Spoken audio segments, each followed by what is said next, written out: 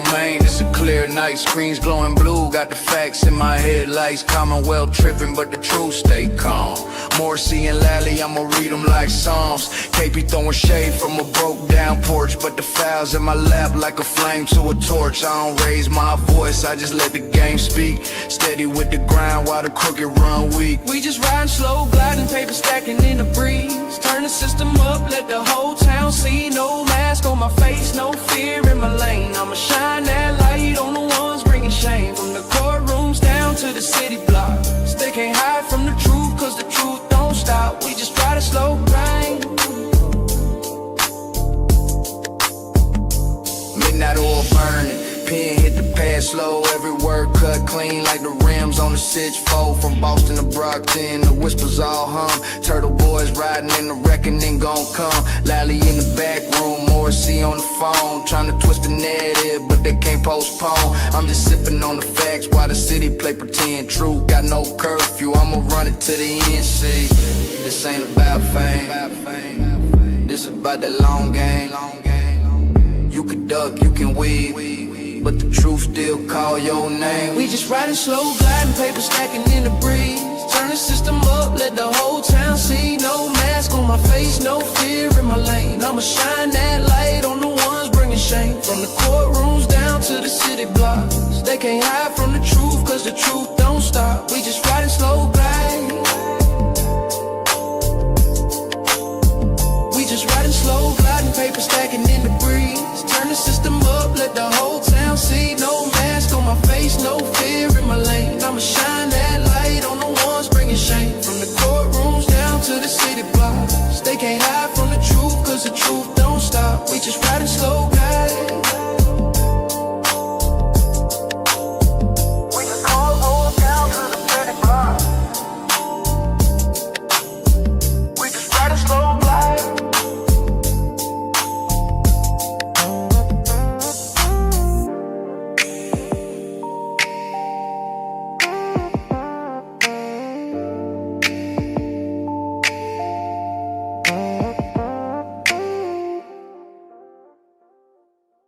My name's Aidan Kearney, known online as Turtleboy, and is a senior editor for TBDailyNews.com. They call me Dr. Turtleboy. It's my preferred pronoun. Daddy. What's up, Daddy? Journalism Jesus. Timothy Kearney. The one and only Turtleboy. Turtleboy. What's up, Slick? The doctor is here. This guy's a bad motherfucker. That's right, the intro. I've broken a lot of major stories. I've been doing it for about 11 years. I used to be a high school teacher. Turtleboy has changed a lot over the years. I was once a blogger, but now I'm much more accurately known as an award-winning journalist, a satirist, and an activist.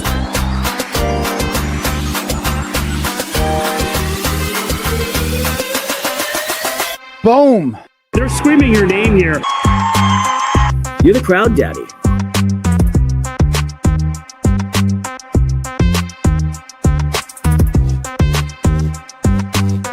Crazy.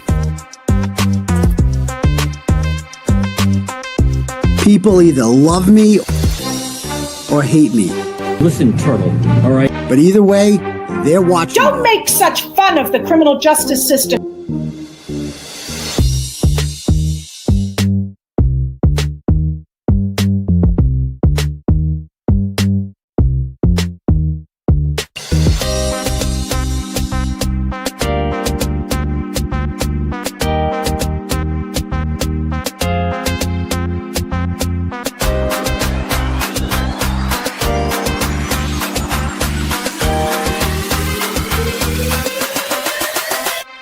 Stop it.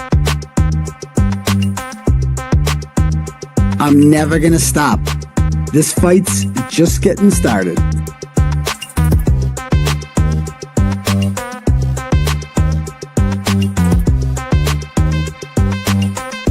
Now let's get this party started. Boom! What's up, people? How's everyone out there doing tonight? Good? Good? Excellent. Welcome to the live show. Ladies and gentlemen, my name is Aidan Kearney.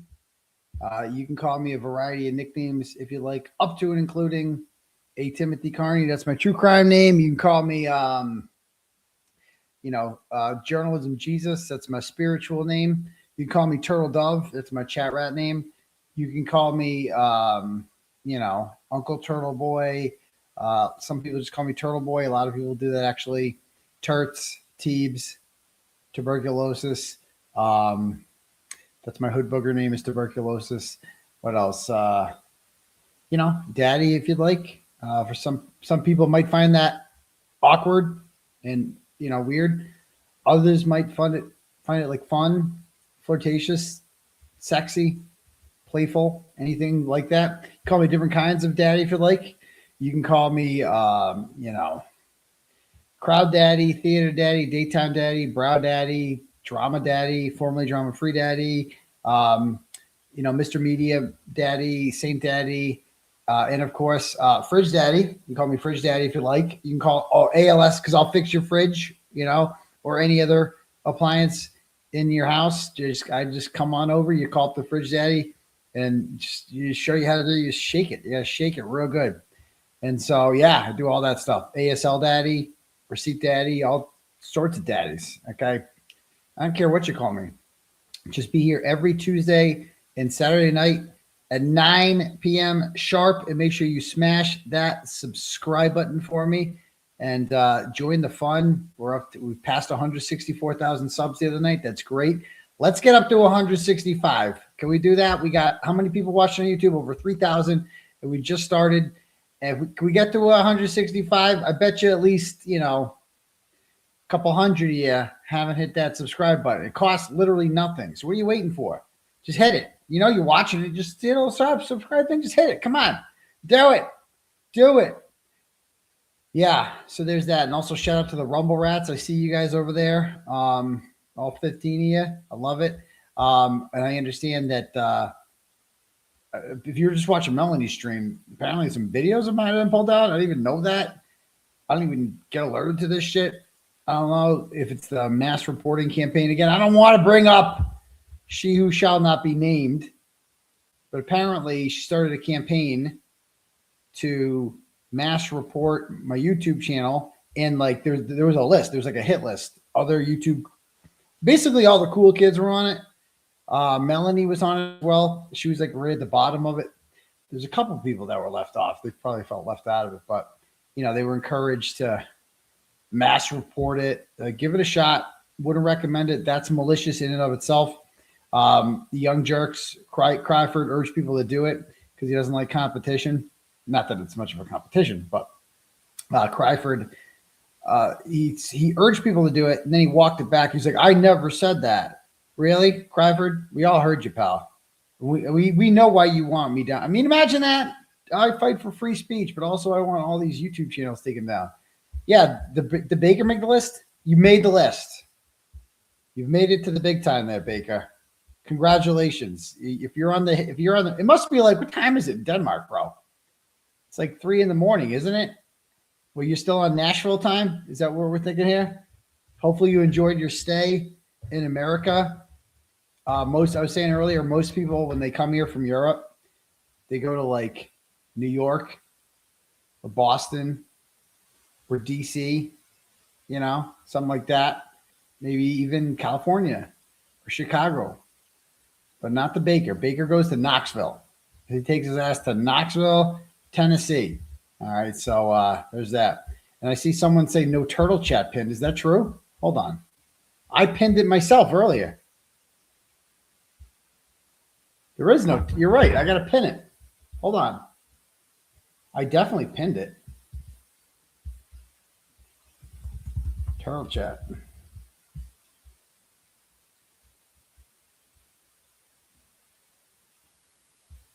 Yeah, and I saw people earlier. They were like, I still see people in the chat saying Team Baker and all that stuff.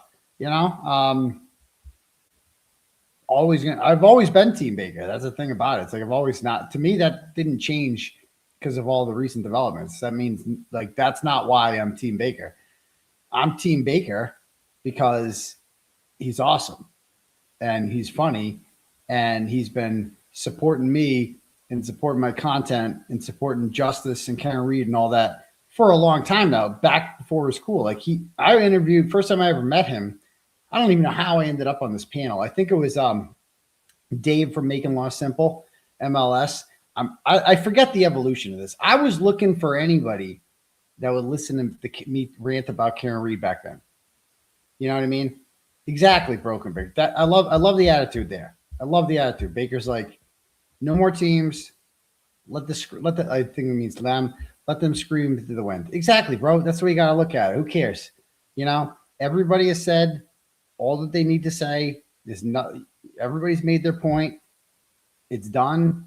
You know, I'm always going to support you. I'm always going to have your back because you've always had my back, and that's how I do. And you know, I went on with him back in 23, like before I went to jail, before this all blew up. I think Dave from MLS invited me on, but I've seen the panel, and it was me, Baker, Valhalla, and I forgot the girl's name, and she was so nice. I remember that girl was like the coolest chick. She was like the nicest chick. What was her name, Baker? She was a regular on those panels back then with like MLS. And I think some of them just got taken down. I don't know if they're still up, you know. So I don't know. Yeah. Jamie, her name was Jamie. She was that was it. Yeah, she was a sweetheart. What happened to her? She was so nice. She was so nice to me when I went. I remember her being really cool and really supportive. And then I met like Bob Mata through that. And 𝗃𝗏𝗃𝗏, dude, 𝗃𝗏𝗃𝗏 was in like, I went on a 𝗃𝗏𝗃𝗏 show. Lauren De Laguna hooked me up with that in like May. That was back when his show was on at 1 a.m. because he had some things that were keeping him up back then. It was before he got clean, right? But it's okay now. He's clean, so he can joke about it. That's what I love about Rackets is that he like, you know, he owns his problems. His past doesn't bother him. And some people are like, how could you talk to him? The cocaine and the kids and blah, blah. Bro, he had a drug problem. He's pretty open about it, you know? And he's clean now. And he's cool and he's funny and I like him. So I don't know what you want me to do. Be like, oh my God, I can't talk to somebody who had a drug problem and associate with somebody like that. Like, who cares? He's funny. He's entertaining. I first started following him during the Kyle Rittenhouse trial, right? And he was great coverage for that. Great coverage. So, and I got hooked. That was really my first taste of Latu, was the Rittenhouse trial. I did not know that was a thing. People just sit there and watch trials. I did not know that was like a content thing. And then the second one that I didn't watch like every minute of it, but the Brooks trial, Robert Brooks was that guy's name up in Wisconsin. Both in Wisconsin. And the guy that represented himself was like crazy. But yeah, it was great. You know, so great meeting those guys early on. And they were really like, I don't know, they took a real interest in the case, and I appreciated that. You know, I was trying to get anyone back then. It was just me screaming into the void, dude. It's like Plevin. Like I used to talk to Plevin. Like Plevin was on our side until I called him a fence sitter, and he broke up with me in August of 23. And before that, he was like clearly in favor of me and Karen Reed, but he just wouldn't say it. And then I called him a fence sitter for not saying it. And then that was the end of that. And then he decided Karen Reed. He just went off the deep end. Daryl Brooks, that was it. Daryl Brooks. So that was who that was. So yeah, it was great. But I was just looking for somebody to take an interest in the story. Anybody. I was just trying to pimp it out. That's why when like Will contacted me and even BLT contacted me, I'm like, yeah, definitely I'll go on. I'll talk about this whenever. The difference is BLT paid me to come on. Like he's like, and I didn't realize he was local. I'm like, at least with Will, it's like I didn't subscribe to his channel because I'm not in that world and I hadn't heard of him, obviously.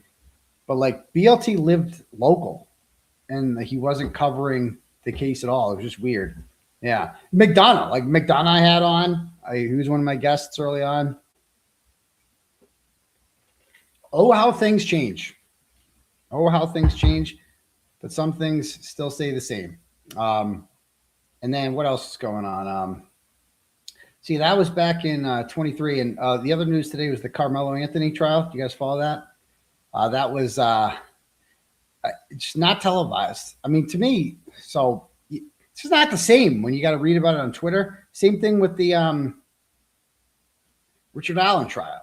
Well, it's not televised. It's just not the same, bro. Dave McGrath, that's another one I had on early. But yeah, and to me, it just sounds like he should have taken a plea. From what I understand, even the defense witnesses all said things that were favorable to the prosecution. He was convicted in less than 3 hours. The trial only lasted a couple of days. They didn't even call, the defendant up in a self-defense trial, which is weird. I guess they usually do that. He did not go to the stand. It sounded like they were at a track meet. I've been to these things before. He wandered into another team's area. There was a team, some guy on the team, kid on the team knew him or something, but he was only there for like 5 minutes and it just escalated. And like, next thing you know, 15 minutes later, he's being taken out in handcuffs.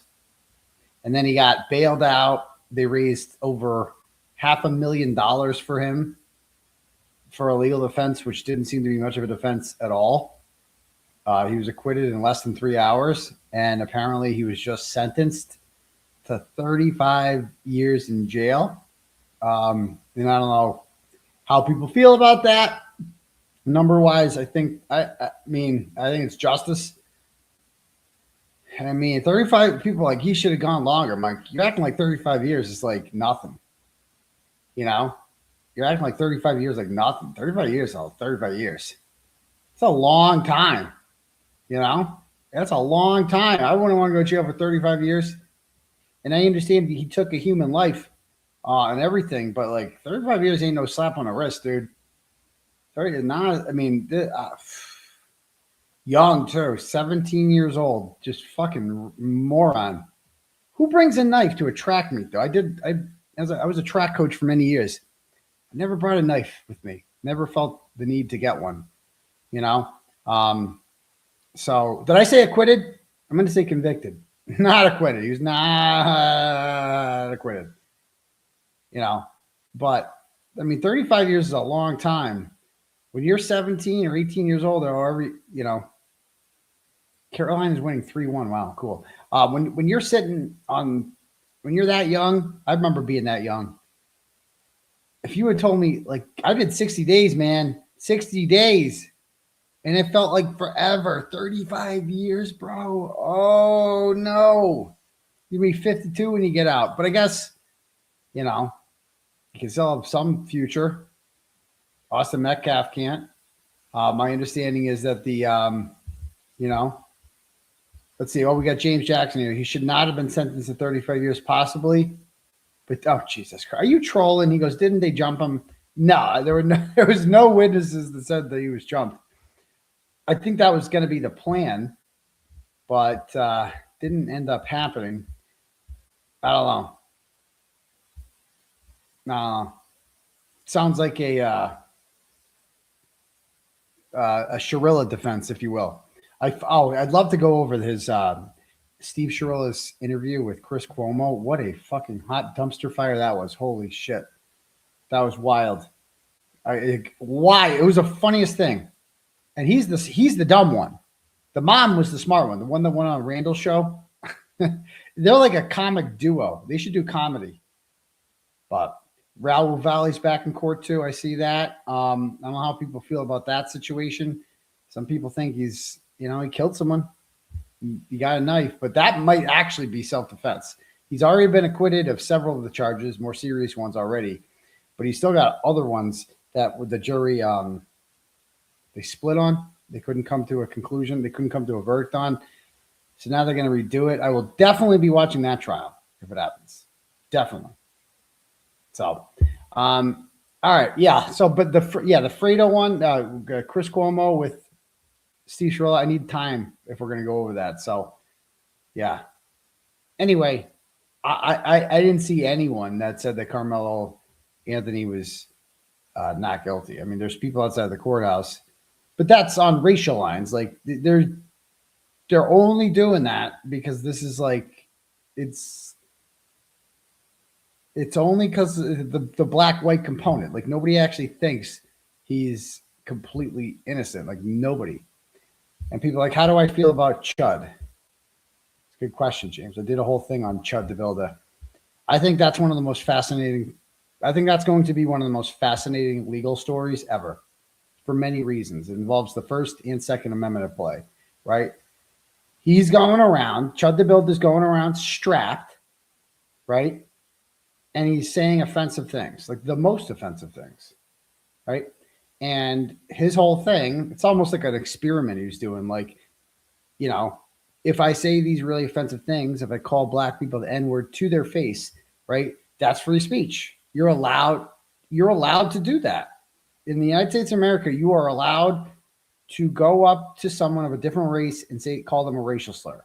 You're allowed to do that, right? But I would recommend it. Why wouldn't I recommend it? You might get your ass kicked. But should you? Like, is that okay in the United States of America to resort to violence over a word? Should any word ever justify violence? I don't think so. I don't think so. But at the same time, you know, the government's going to argue that he's provoking it, you know, that he's out there intentionally. No, Proctor should do it. Yeah. Proctor will just do it in text. But that the government's going to argue that he's out there looking for a fight, that he's out there intentionally doing stuff to get these people to hit him just so that he can kill a black person. Like that's what the government's going to argue.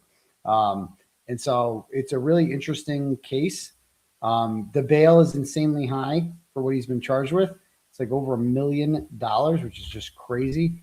But the jury system, he has to go in front of a judge.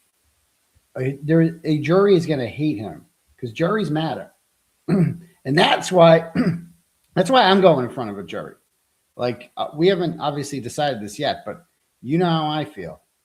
I like juries because juries are people and I'm really good with people. And you put me on that stand, man, and you let me explain why I say what I say and how I flow, like I flow, like how I get up here and do what I do every day and why I have this audience that I have and why I say the things that I do, etc. I mean, let me say it, you know, put me on the stand under oath. Let me explain that. I'll gladly do it. Yeah, I mean, a jury is just regular people. You'll never convict me. There might be one or two on there that just don't like me, but they'll like me by the end. I'll have them when I explain what I'm doing. Because all I did, when they hear the whole story, they're going to be like, oh, so you were out there asking these people questions, getting in their faces, saying that they murdered a cop. Well, that's not nice. Why are you doing that? Well, look at the evidence, bro. Look at the overwhelming evidence that, well, he wasn't hit by a car for one, so she didn't do it, which means someone else did, you know? And it's just like, why can't I say these things if I feel it? Like a lot of people believe this stuff. A lot of people say this stuff. I'm just saying what everyone's thinking. And they're trying to not only make it criminal, but they're trying to like sue me for it too. But it's going to backfire, man. It's going to backfire. And by the way, can we just talk about this one too? I mean, you got to bring it up. So, Gaetani made an interesting post on the Twitch-Watt because, I mean, she's behind enemy lines for a long time there. And she had some post here. I'm not going to read the whole thing because it's long. But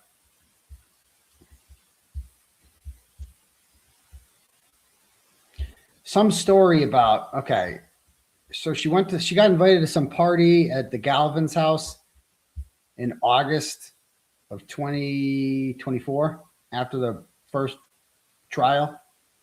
And this is the night that Julie Nagel, we've seen the text where Julie Nagel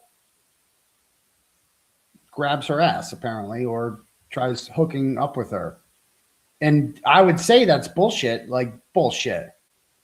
But there's receipts. There's text afterwards of Bagel being like, "Where'd you go? I want a scissor." Like she didn't say the word scissor. No deformation here, but something. It was very clear she wanted a scissor. Okay. And apparently, Colin also hit on her that night. Now keep in mind they know nothing about this chick. They don't know anything. They know one thing about her. That I used to hook up with her. Like that's all they know. Right. And and now she's defected and gone to their side. Right. So now they're really interested in her. You know, what can they use her for? And so apparently Colin Albert didn't get the memo that he's not supposed to talk to her. So according to this post she made here, she said that Colin had taken a liking to me and was engaging in a deep conversation on the patio, to which he then asked me to continue on the back lawn next to the patio, but away from earshot from the partygoers, but still in plain sight. So keep in mind, Colin's like 16 years younger than her, probably. If maybe more, I don't even know. And he's like talking to her, having deep talks with her. And then he's like, wants to go over there. You only do that for one reason. Okay. You only do that. You want to be alone, right? I see what he's doing. I'm not stupid. Okay.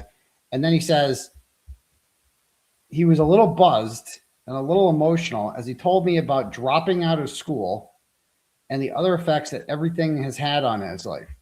It was an innocent and respectful conversation until I then saw Matt McCabe power walking toward us, out of breath, like a rhino running through the grasslands. He had gone around the other side of the house and come through the gate, almost as if he was trying to walk into our conversation unnoticed to eavesdrop. Unsuccessful at his attempt, he awkwardly joined the conversation with some uncomfortable laughter and small talk.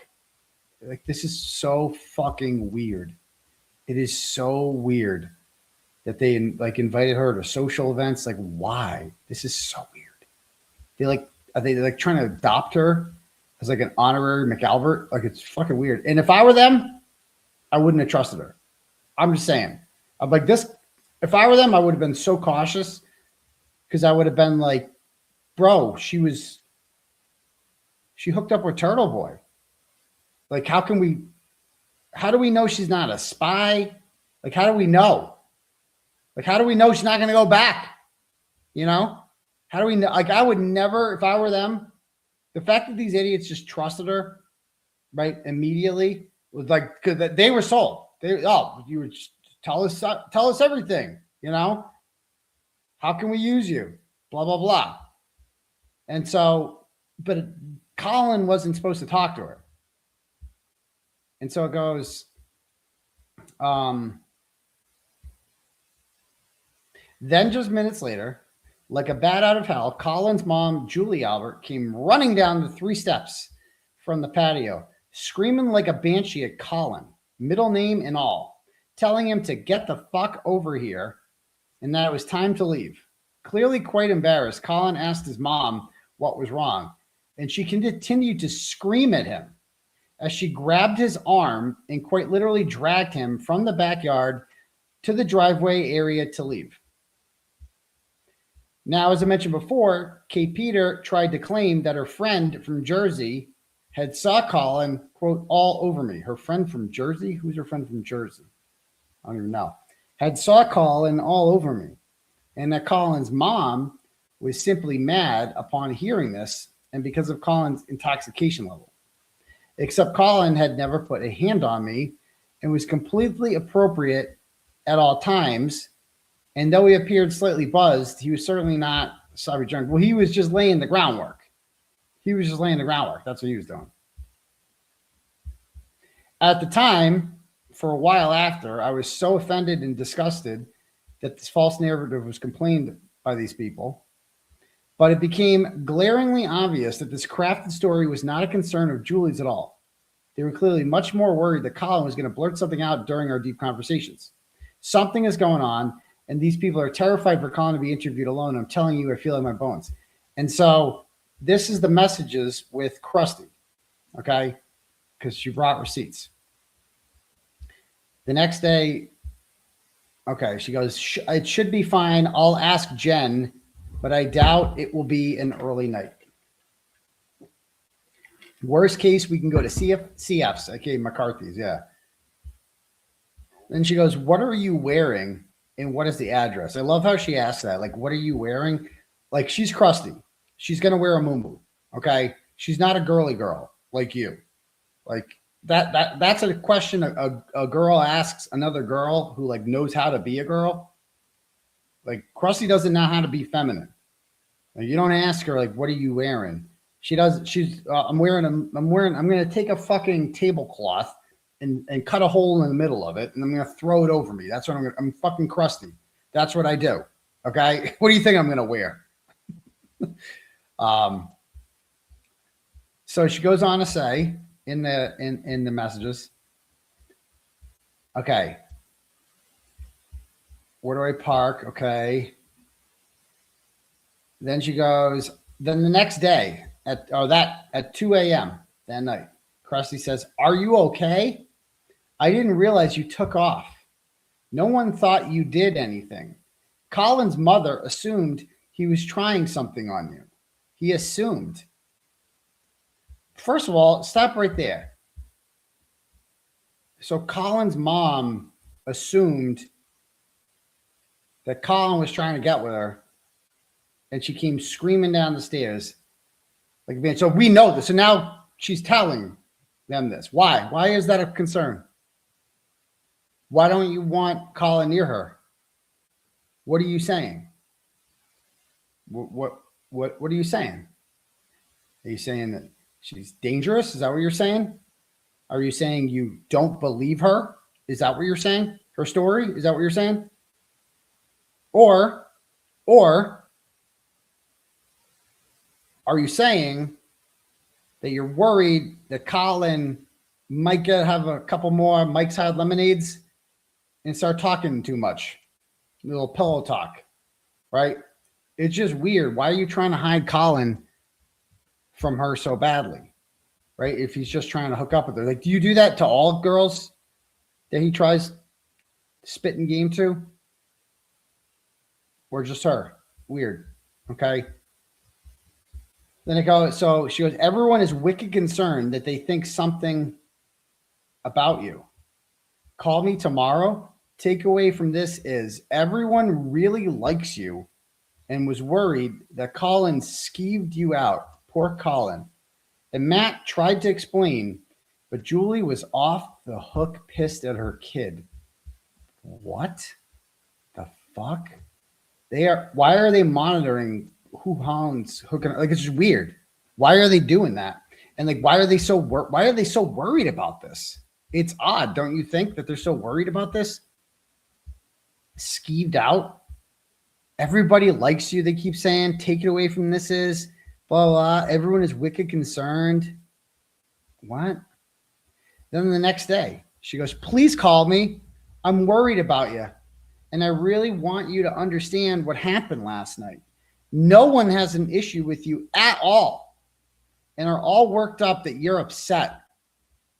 It was an issue with discipline regarding Colin. Not your discipline. What did he do wrong? Discipline. And why is she so worried about this? Like, look what she says here about no one has an issue with you at all. And we're all worked up that you're upset. Why do you guys care if she's upset? You guys don't even know her. Why are you trying so hard to make sure that she's not mad at you? Like, what do you care? Are you worried? Are you worried about if she flips, what she'll do? Is that what happened?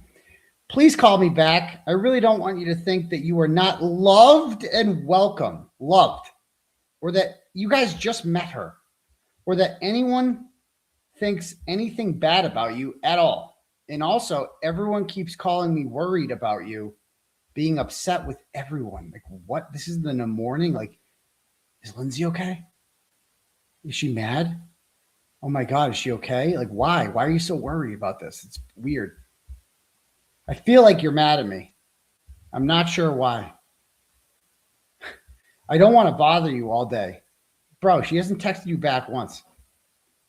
And be weird. But I hope that's it and that you're okay. I do want to really stress that you were totally welcome and wanted this weekend. And people really do like you and your kids very much. We are really your friends. Who says that? We are really your friends. And I hope deep down you do know that and how impressed and proud people are to know you. What? You guys don't know her at all. And you're out here being like, we are so, what is impressive? If she didn't cooperate and talk to Brian Tully, none of you would like her at all. If she was just a chick that was hooking up with me, they would be doxing her, finding out all her information, attacking her like they're doing now. See what I'm saying? They really cared when she was useful. Like before, if they were like, because I'm the worst person in the world to them. So you can imagine what they think to anybody who would, you know, fornicate with me. They look at them like, oh my, just disgusting. They look at them as like, oh my God, almost as bad as me. And then they're just like, don't you think that's weird? I don't know. I think that they're so worried that Colin's going to get drunk and say something stupid. They kept him away. That's completely consistent with how they've been treating him this whole time. Don't let him talk to the police. Don't get him out of there. Say he's gone by 12:10. Show the screenshot, you know, whatever. Anyway. Yeah. Yeah. Like, why are they there? It's just odd. Hey, would you like to come and be the guest of honor? You're the chick that we used to take down Turtleboy. Yeah. You're awesome now. Thanks for being fucking useful. Anyway. All right. So that's that.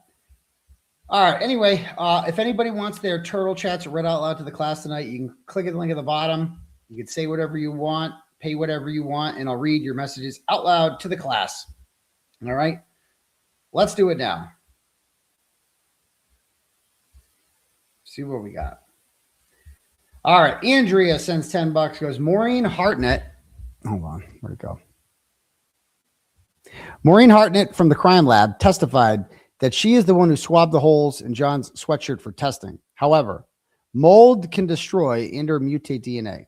Did the state police really lay his wet clothes out to dry right away? Or did they throw the bag on a shelf and leave it for 6 weeks? Plus, I wouldn't put it past them to wash them. Me neither. Me neither. Proctorologist sends $10, goes, C-Man in the butthole, 5150, with or without lewds. What? In the butthole, 51. I don't get it. Ew. The last thing I want to think of is ew. No, thank you. Felicia sends $10, goes, H3 podcast lied about you today. What? Lied about me? I was timed out for saying you have a huge heart before they start talking about you, and later attacked for a chat I sent another writer to tell her that I messaged you about it. I DM'd you the relevant timestamps. What? Can we watch this for a minute? I got to see this. Oh, okay. This is bullshit.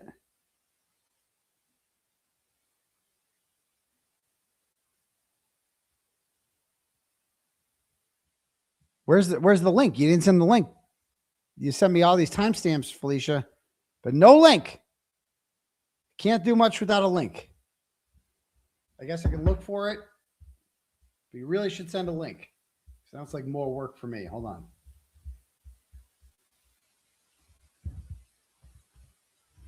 H3 podcast. Okay. It's the most recent one. Oh, these are the people that made fun of the Hood Booger Talk Radio, but not really. And I said they like blew it because I'm like, they're just making fun of accents. It was gay. So let's see. I did not like that. I'm like plus size chick with glasses. Okay. Okay. I don't want to get struck. Okay. 306 are the timestamps. Hold on. Oh, so they actually talked about the Kearney case. They start lying. Okay. H3 times 243 for my comment. Red saying you have a heart, then I'm blocked. Okay. Hold on. I want to see that. 243, 55. You'll learn that all these things happened shortly after the incident where John O'Keefe was found unresponsive and dying in Brian Albert's front lawn. And you'll also learn that Michael Proctor, that's the lead investigator with all the fucked up text messages, the other way. He did not investigate any of what I'm telling you.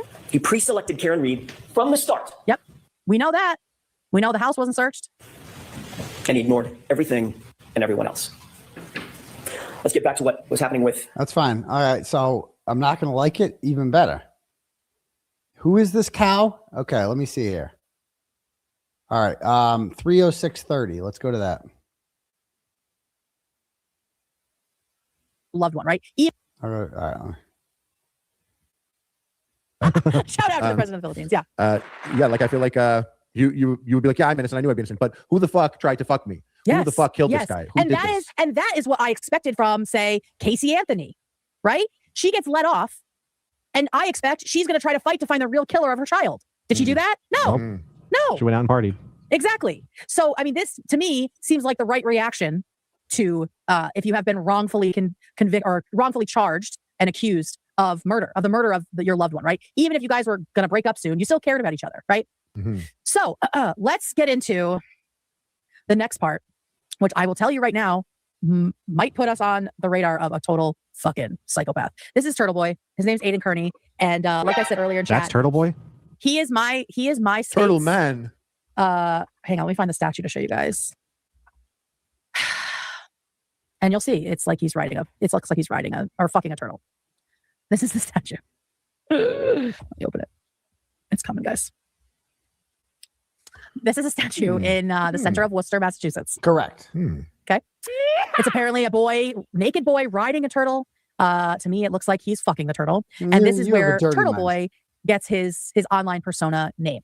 So the real Turtleboy is Aidan Kearney. He is what I consider to be, like I said, my state's 𝗵𝗵𝗏. He is a right-wing blogger and doxer who has been targeting. Wait. So she's from my state. She's from Massachusetts. So I'm a right-wing blogger and doxer. I'm right-wing. I mean, there's a lot of liberals that like me, by the way. But I don't really talk about politics that much on there anyway. So what does it matter? Doxer. Okay. Activists, especially Black and queer activists. Wait, what? Like I said, my state's 𝗵𝗵𝗏. He is a right-wing blogger and doxer who has been targeting activists. First of all, okay.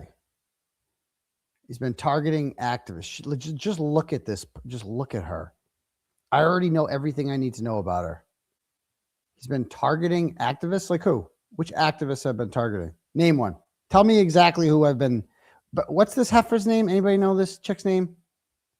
This chick looks like Jessica Hyde got stung by all the bumblebees. Like every fucking bumblebee on earth stung her in the face. If it stung Jessica Hyde in the face, it would look like her. That's what she looks like. Look at her. Look at her. What's her name? Look at that. She has chins that have grown their own chins. Look at those.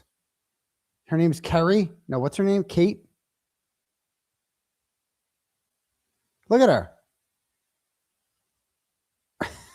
It looks like the love child of Jessica Hyde and Julie Nagel, doesn't she? If Julie Nagel and Jessica Hyde scissored and somehow you could reproduce that way, she would come out. That's what it looks like. Kate, her name's Kate. Okay, of course her name's Kate. So we're gonna there's Big Kate. Okay. So Big Kate says here, Large March. Oh my God. So she's got McAlbert talking. Okay, I want to hear it though. I want to hear what she's got to say. I want to hear what she has to say. She's like angry. Like you can tell she's angry. Like listen to her tone. I'm going to slow it down a little bit. He is what I consider to be, like I said, my state's 𝗵𝗵𝗏. He is a right-wing blogger and doxer who has been targeting activists, especially Black and queer activists and women of all shades. Wait, Black and queer activists? What Black and queer activists have I gone after? Who? I write about people behaving poorly. That's what I've always done. I'll tell you the name of Black activists I've gone after. Monica Cannon Grant. You ever heard of her? Google her. Because of my work exposing this fraud who called herself an activist, Monica Cannon Grant was arrested by the feds and charged with all sorts of felony counts of fraud that she ended up pleading guilty to and somehow avoided jail time out of it. Somehow, but she was indeed convicted. Just look at her. Look at her. Look at her. That chick right there, the bottom right-hand corner, that chick, you know, I don't know what her name is on Twitter, but I guarantee she's like tweeting something about how the LA election results are legit and don't ask any fucking questions. Like that. Just look at her. That's what that chick's saying. Look at her. She's angry. Like people like this, they always look like this. They're like, why are you making queer activists? No, it's just people who look like you. Honestly, that's what it is. Like, look at you. Go exercise. Do something instead of sitting in that chair all day talking shit with like this Brett Kellerman lookalike guy here, right? Why don't you go to the gym, dear? I'm just saying, do something. You're miserable. These people are miserable, and she's from my state. So they supported Karen. Let's see what she's got to say. And sexualities for years, especially around the Black Lives Matter movement and after, and trying to get them fired for years across the state. He allegedly would organize harassment campaigns of people calling the jobs of these activists. And first of all, that's not true. The people I write about don't have jobs. That's a complete lie. I bet you she can't come up with a single example. Do it. Imagine looking at my body of work, all the stories I've written, all the news I've put out there, and like your biggest takeaway is he's mean to queer activists. Well, what did they do? Can you tell me what the queer activists done? Yeah, well, they got caught looking at kitty porn, and then he was mean to them, and he gave them a funny Turtleboy name. Man, he's so mean to queer activists. No, just the ones that look like you and are just miserable. You're just a miserable hag. Look at you. Just look at you and look at me. And and she's like, he's a psychopath. No, I'm actually a really pleasant guy. I'm funny. I was voted class clown in high school. You know, I was in the Asian club. I was in the yearbook. You might've seen the picture. I had a good time. I'm really fun, but you are miserable. Like who's the one that smiles all the time? And just look at her face. Look at that face. Look at that face. What a miserable cow. Let's see what else she has to say here. Trying to do campaigns to get them fired. Oh, a woman in my town got fired because of him. Who? Allegedly. Town? Allegedly. Oh, really? So who got fired? I don't think that he's like a cool. He got someone fired in my town. Why don't you be? Anybody? I'm calling this cow out, bitch. Kate, is that your name? Name names. Name names. Who's the person that got fired? Name names. I've written, 20, 30,000 articles over the years. I'm sure some people have gotten fired as a result of my stories for cause. People don't just get fired if they're not doing anything wrong. If you're doing something wrong or something illegal or something immoral or unethical, anybody got your number? I want to call this cow. What farm is she residing at right now? Anybody know? Is she grazing? Where can I find her? I bet you she can't. I bet you she can't name. I bet you whoever it is that was fired did something horrible. It's what they always say. And she's local. Where can I find her? I want to interview her and ask her about this. I need names here. Oh, you're threatening her, harassing her. No, if you're going to talk shit about me on the internet, and you better be able to do it to my face, because I'm going to ask you. You can't slander me like this. I'm not going to allow it. I'm not going to allow it. We're going to find you. We're going to ask you questions, and we're going to demand receipts. And you better have them, because you can't just go on your YouTube presentations and run that cock-kisser deer. We're not going to allow it. It's going to be challenged. Yeah, I would bet anything. That she's that I wrote about somebody she likes or cares about, and they were acting like a piece of shit, and they got what was coming to them. Because that's all I do. I write about pieces of shit. I write about some of the biggest scumbags on earth. The McAlberts are just the latest ones. And ask Cryford. I used to write about all Cryford's friends. And he knows it. They were all scum. Kim Fair. I wrote about Kim Fair. I wrote about Krusty. I wrote about Gaffney. Like, they've all united now. They form a little group, but they're all scumbags. Anyway, let's see what else she has to say. Good-hearted guy. Well, what does he do here that people like, or why he would even have? Well, because he was on Karen Reed's side. Yes. He believed that she was innocent. He believed that there was a cover-up, and I agree with him. Yep. I agree with him in this situation. Okay. But the way he goes what? about things is disgusting. Bitch, you wouldn't even know about this without me.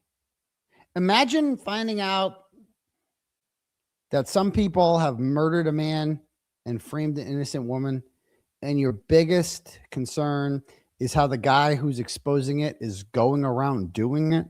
Oh, that's improper. What's improper about it? By the way, all these guys I'm asking these questions for, they're all MAGA. All the McAlberts, we can call them the MAGA Galberts, because they are all MAGA, all of them. So, like, you're saying I'm being mean to people that you also don't like. So what's up with that? So this ain't political, dear. This is not political. He has now been arrested and charged with intimidating witnesses in this case, intimidating jurors. And this is how he makes his money, though, wait, so what? he's like probably really out there. I mean, they're just She's been arrested and charged with intimidating witnesses in this case, intimidating jurors. Okay, bitch, take that back. See, that's slanderous. They have how many channels on there? I have not been charged with intimidating any jurors, bitch. You made that up. That is a factually incorrect statement. I'm going to give you 3 days to issue a retraction for that one, dear. 3 days, or else we find you and we put a camera in your face and we interview. And it's not going to be hard to find you. Whenever the sun opens up, I'll know that you moved. Okay. So we're going to find you because you're local. You seem to know who I am. It can't be that hard. I found them. I'm going to find you. But I don't have to. I'm going to give you a chance to issue a retraction. So keep going. Let's see what else this cow has to say. And this is how he makes his money, though. jurors. So he's like probably really out there. Yes, he makes all of his money now on his website, Turtleboy. What? Doing like he exploded because of this case, right? Before that, he was just like a small-time blogger shitting on social justice warriors and all of that. But since the case, he has blown up and feels very self-important. He is a former teacher who resigned in disgrace in 2014. Disgrace. Because define disgrace. Because of what? He was accused of lewd and intimidating behavior toward a young woman at a Patriots football game in Buffalo. Was accused of lewd or intimidating behavior? What are you talking about? I was not fired. I resigned because I couldn't do Turtleboy when I was teaching. That's why I resigned. They put me on. Again, I've published the documents, my separation documents. I left teaching because I was on thin ice with my social media comments. And they said, you can't have these opinions if you're going to be a teacher. You can't have a blog. You can't be publishing stuff that's inflammatory. And so that's why I created Turtleboy as anonymous. And then I got doxxed. And then they said, you can't, if you're going to keep doing this Turtleboy stuff, you can't be a teacher anymore. So pick one. And I picked Turtleboy. And it was the best decision of my life. So you better check yourself there, Joe. Well, I mean, just could get more Massachusetts than that. Okay. There was an investigation by the school committee during which he resigned instead of letting himself get fired. The school committee? And as soon as that was done, he started his crusade against the school. What? He's tried to become a school board member in his town. He started the crusade against the school. When have I ever done a crusade against Shepherd Hill Regional High School? Never. If anything, I've written favorably about them and said good things, and I have nothing but good things to say about the fine people that I met at the Dudley Charlton Regional School District. And I ran for school committee in my town of Holden because I was upset that my daughter wasn't able to go to kindergarten, her whole kindergarten year, because of this stupid virus that didn't affect people her age, certainly didn't kill them. It was all a lie, and had to wear masks when there was really no, and the studies have shown it was all a lie. So I was right, 1,000% right about that. And that motivated me to run. And I lost because I live in a town that's like a 60-40 Biden town, and I am a conservative. So I lost. So that's what happens. Like he is not good people, in my opinion. So in October 2023, during the trial, which ended in 2024, he was arrested. What's the chat saying? I want to see what her chat's saying. Does the chat agree with her? Let's see. For allegedly harassing and intimidating Proctor, the main investigator, who is a dickhead. We hate him. He sucks. He's a very, very bad guy, right? But you also can't fucking do that. Can't do what? You can't do that, Can't right? do what? Along with several people. I can't do what? What can I do, bitch? Tell me what I can't do, bitch. Huh? Can you tell me?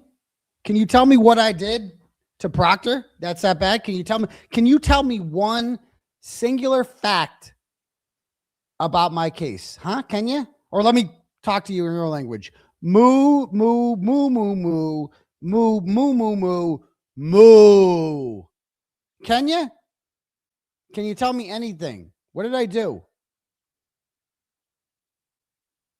People who were at the house party that night. So this is 2023, the first time that he was charged with intimidating and harassing witnesses. The only time, okay?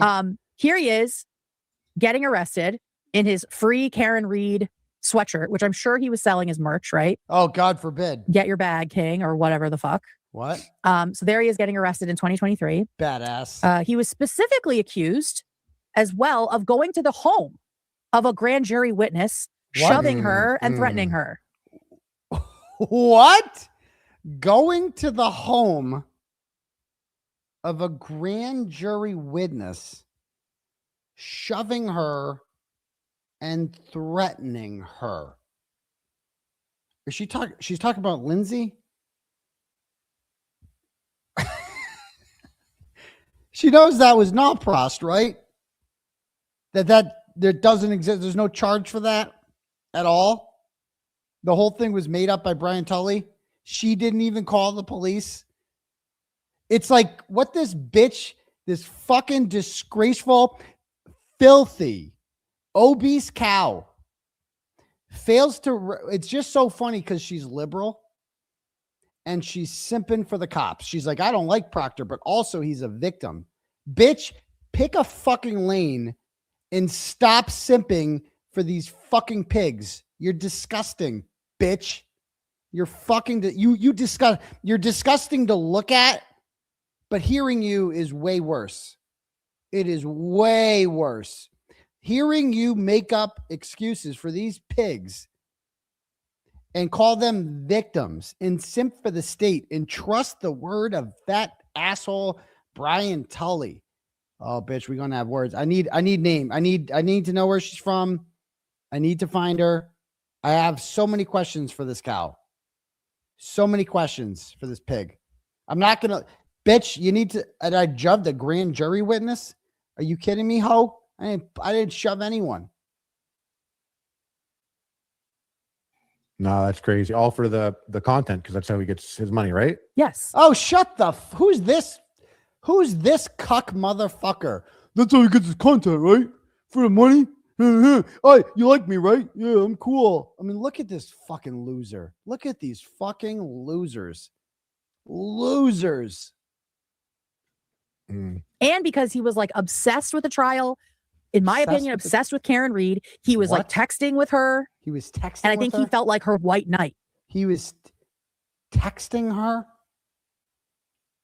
and he felt like her white knight. Yeah, she texted me. They initiated contact with me after I wrote about it. You know why they did? Because they fucking loved it, bitch.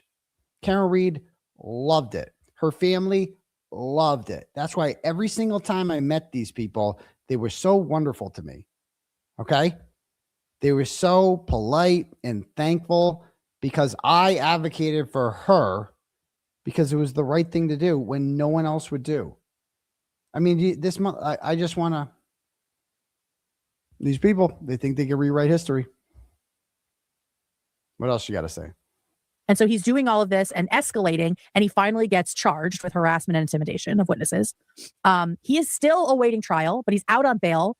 The state of Massachusetts keeps trying to revoke his bail because he has continued to say horrific shit about people connected to this case. Like what? Like what? As recently as May of last year, maybe more stuff recently. What? So he's facing felony. Maybe you should learn what you're talking about, Ho. On April 30th, 2025, the Commonwealth tried and failed to revoke my bail. Why? Because I made comments about what I hoped would happen to Brian Tully, who was pure evil. I think a lot of people would hope that would happen to Brian Tully.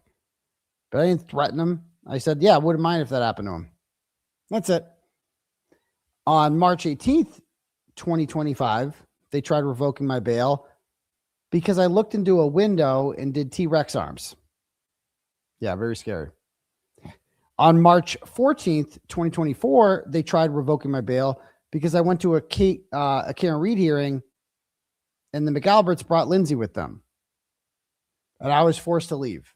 And they said I came within 100 yards of her because of that, even though I was there first. I mean, learn the facts if you're going to talk about it. She's just so... And by the way, I'm the reason that there were crowds outside. I'm the reason that Karen Reed raised $1.1 million for a legal defense fund. I did all that, right? Because it was the right thing to do. And people like her are mad about that because I'm the fucking hero of the story, whether or not they want to fucking admit it. Ian Runkle did a good thing about this Ben guy, Reckless Ben.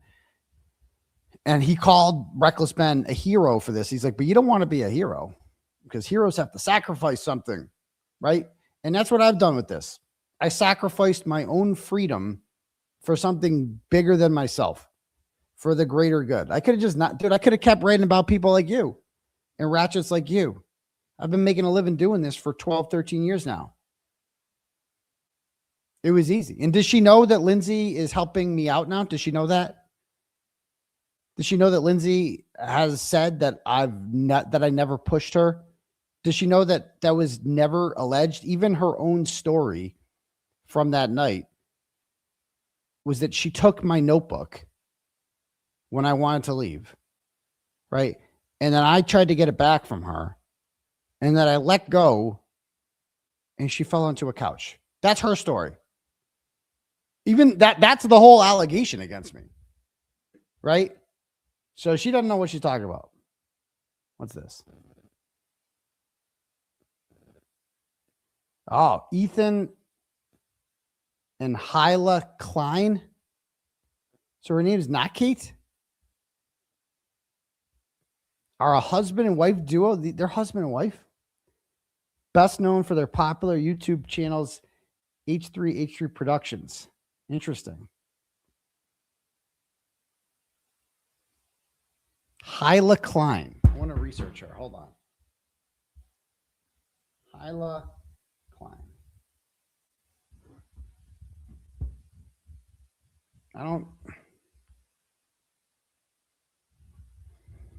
I see a very skinny person. That does not appear to be her. So I don't know who that is. So getting bad info there. Getting bad info from the Kate Gordon. Kate Gordon. Okay, there he is. So I'm going to see Kate Gordon. Hold on. Kate Gordon.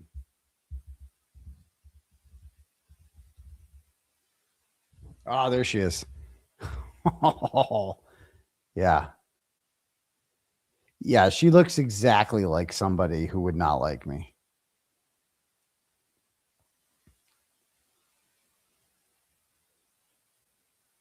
There she is. Look at her. In all her glory. Is she on Twitter? Okay, today is a reason to celebrate Kate Gordon, aka the girl with a microphone. Okay. What's this one? She got a Pinterest. I don't know how Pinterest works. She's what's this one? Oh my God, is that her? Is that her? Oh, she has Facebook. But it has not been updated since 2021. So anyway, I got to find her. We got to find her. We'll find her eventually. All right. Anyway, back to this video here. This was not the plan to watch this video, but we need to learn. We got to hear more about what she says. Felony charges for that.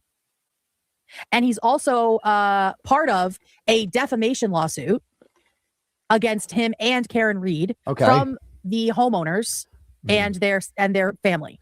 Yeah, you mean the McAlberts. So the Alberts and the McCabe's have sued and Karen Reed and Turtleboy. Yeah. It's like, oh, I wish she was not implicated in shit with him. Yeah. They're so mad. I wish she was not implicated in shit like him. They're so mad about it because they like Karen Reed. They want to like Karen Reed, but what they don't understand is Karen Reed likes me. Period. She always liked me. Why wouldn't she like me? When she was in a jam, you know who she didn't call? You, bitch. You. Because what are you going to do? How are you going to help her out? Where were you in Karen Reed's time of need? Where were you when a bunch of douchebag racist cops were framing her for murder? Where were you? Nowhere. They're so mad about this. Karen Reed has been implicated in this because Karen Reed's defense team wrote the court filings that I read, which convinced me that she is not guilty.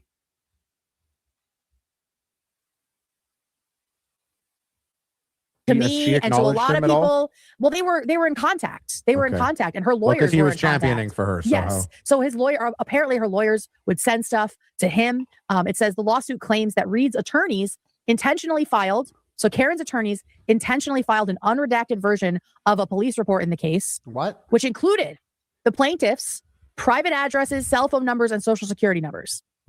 So this is the McCabe's, the Alberts, everybody in the house. Who cares? So that was all public. After Reed allegedly sent Kearney a copy of the filing. So allegedly Karen Reed herself sent a copy of this unredacted doxable police report to Turtleboy, known doxer. Known doxer? He publicly posted images from it. What? Including the unredacted information. It's called a court filing, retard. It's a public court document. Anyone can read it. You just go on the docket and you read it. That's where I got my information from. Stupid. This chick, they let anyone have a YouTube channel, huh? This is hurting my brain. During his live stream. And by the way, this guy's really adding a lot. Minutes after the broadcast that included the sensitive information, Reed's own lawyer apparently texted or allegedly texted Kearney and said, "That was priceless, dude. Great fucking show. Really enjoyed the turtle reporting." She's so mad. Look at her. So he saw her four chins are about to explode. And she's so mad. This is what you could just see her getting so mad because she likes Karen Reed. And then she's like, man, her lawyers like Turtleboy. So what did he say? Sucks. Wait, who sucks? He allegedly texted Kearney and said, "That was priceless, dude. Great fucking show. Really enjoyed the turtle reporting." So he sucks. Oh, he was right in this moment. He fucking sucks. Oh, I suck. Oh, I was right. Okay. As someone who has been an activist in Massachusetts since 2020, and who knows multiple people whose lives he's tried to ruin, people he's scared off the internet, people he's forced to like move homes. Scared off the internet? He's not a good person. Wait, I thought I was a small-time blogger. How could a small-time blogger have the ability to get you to move your home? Is that ever happened? I mean, they just make shit up. The cartoon image of me that they've created, that like, oh, he made this again before the McAlberts guys, before Karen Reed came around. This is what they did. Is I would write about assholes acting like assholes. Like I was big into like,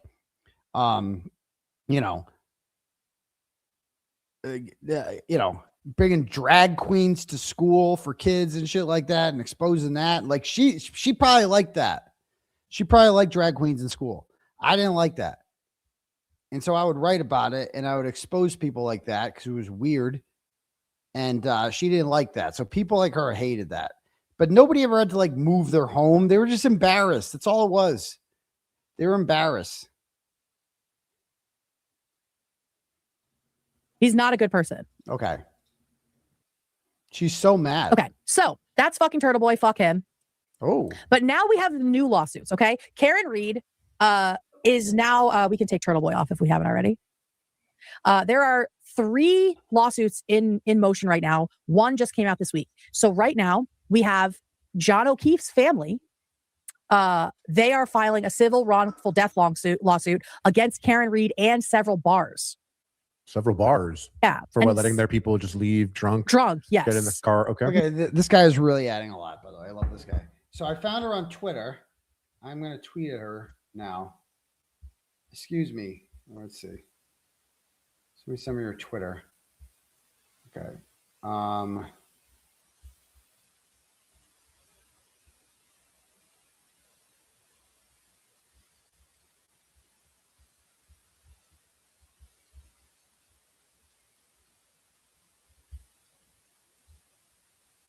Hold on. She tweets a lot.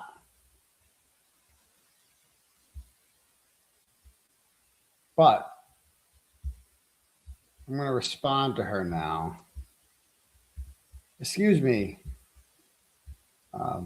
Let's see. Excuse me, miss. It appears as if you defamed me on your YouTube presentation and you're really mad that I exposed your shitty friends doing shitty things over the years. However, I did not ever get charged with intimidating jurors. So please issue a statement correcting the record as soon as possible. Thank you. And thank you. Just we'll leave it at thank you. Okay. Thank you. We'll leave it at that. So we have tweeted at her and we will see if she responds, but she's so angry. Mm-hmm. Good. Yes. So that's September 2025. That was filed.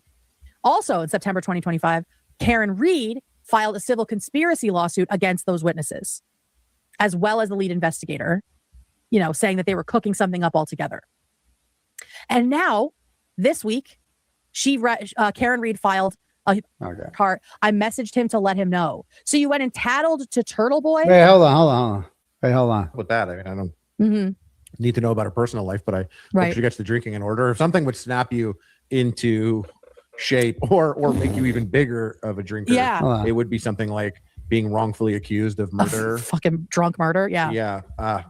So wild. She had to go to like a program of some kind, so maybe that helped, but who knows? I hate to simplify it again, but it really does make me think of the Lego thing going on right now. Yeah. What police just doing. And I mean, listen, if you'd cover up silly ass Star Wars Lego thing, you'd cover up murder. We're on both ends of there's not a single thing that they wouldn't lie about. Pause 1 second. Here we go. See, this is the shit I'm talking about with Turtleboy. What? Let's see. Someone said, I was timed out for saying Aidan has a huge heart. I messaged him to let him know. So you went and tattled to Turtleboy? What? I'm sorry. That's Turtleboy. What? That is Turtleboy. That's like just like this is the shit that they do. Like it's just insane. Insane. What they do? So you are running your cock kisser on the internet, and you have a show with millions of viewers, I guess, but not that many people in the chat. My chat's a lot lower, lively than yours. And you're just running your mouth about me, making up lies. And then one of my followers tells me, this bitch is defaming you. And then you're like, why'd you tell him? Oh, why'd you tell him about that? Huh? Okay. Like, why would you do that? That's just a weird thing to do. No one's Because he allowed to told you, criticize Turtle him. Boys, chill. No one's He allowed to told you, criticize Turtle him. Boys, chill. What? He told you. What are we we're all doing, chill. So girl? now I told him we're both going to show you how chill we are. What? Y'all are crazy. That is a crazy thing to do with peace and love. This guy really adds a lot. Like tattling to Turtleboy. Tattling? Sorry, that really annoys me with peace and love. Oh, okay. Anyway, you were saying. No, Turtle Boy ruined it. Like he is wont to do. Like, I'm sorry, y'all picked the wrong person to do this because I personally know people who had to leave town because they were being harassed. Name by Turtle. Name one person who ever had to leave town because of harassment. Bitch, go. Name the person. I'm challenging you right now. Name the person who had to leave town because they were being harassed by me. Can you do it, bitch? I bet you can't. I bet you can't. We're going to find you and ask. You're going to have to respond. You're going to need an answer from you. Turtleboy fans. Harassed and threatened. It was a queer family. Oh, it was a lesbian family Oh, had to fucking leave town because they were being harassed at their home where their children live. What? Okay. Hello, Turtle Boy. Yeah, she's doing it again. Yeah. Wait a minute. A lesbian family had to leave their home because I harassed them. Who? Name them. Name the lesbian family. And then tell me who they are, because she remembers the story. Whoever this person is that I wrote about, she remembers very well. And I'd like to know who that lesbian family is. Yeah, right now she's doing it again. Yeah, she's talking about you. Insane behavior, snark behavior. He deserves to know when he's being spoken about. I can't defend him. Yeah, right. Yeah, I don't. Okay, whatever. It's That's snark enough. behavior. It's enough. Sorry. I just like this shit is so personal to me. Yes, I could tell it is. It's so personal to me because I know like they were my friends and they had to leave their fucking town. Who are they? Who are they? Harley. Yeah, no, anything else you had to say? It was crazy circumstance. I can't believe she got out of it, actually. That's the craziest part. I didn't think this was gonna end up like that. Yeah. David, were you familiar with this before this episode? Yeah, how'd you feel about Literally it? not at all, but I love true crime stuff, and like I love that initially it's like so many different ways that could go and just trying to figure it all out. But learning all, I mean, not surprised that a group of cops just tried to cover their ass for each other. Potentially, right? Allegedly. Yeah. All we know is Karen's not guilty. but yeah, it's just it's crazy. It sounds like this could literally be like a TV show trying to figure this out. Yeah, well, I mean, there is at least one documentary about it, which I do want to watch now. I probably should have watched it first, but I was just like so deep in that I didn't have time for it. There's tons of coverage out there. There's tons more to talk about, and these lawsuits are ongoing, right? She just dropped one today or this week, and then there are two more. All right, so that she's so mad. Anyway, all right, so that's one turtle chat down. Next, Alicia or Alice sends $5, goes, why should we hate Justin Elaine even more than we already do? You hinted at it a while back. I'm not ready to burn that bridge yet. But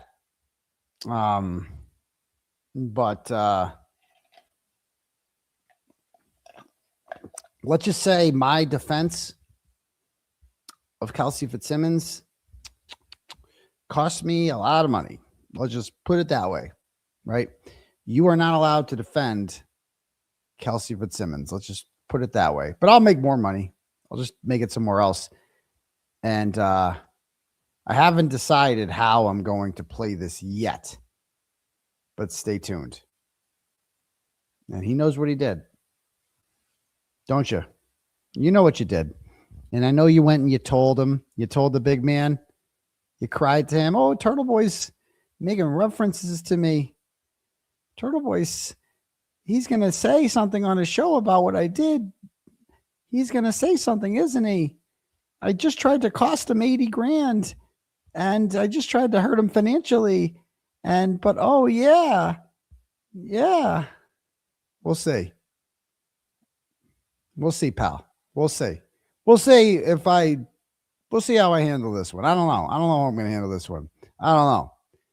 But we'll see. I've got a lot of thoughts. On you, pal. So, all right, next. Joe Ellen sends $50 and goes, us recovering alcoholics will be great to talk how you messed up we are and we laugh at us with you. Okay. Free Turtleboy. Fuck Proctor. Yes. I don't know if you're drinking right now when you wrote that, but I appreciate that. I appreciate that very much. Next. Sweet Woman sends $25, goes, happy first anniversary and 200th episode to Rat House Media and the Chat Rats. Interesting. Interesting. I did not know. Happy birthday, first of all. I did not know about that. I did not know that you I thought you guys came like after the verdict. And it's like, oh, people are like, oh, don't tease us, daddy.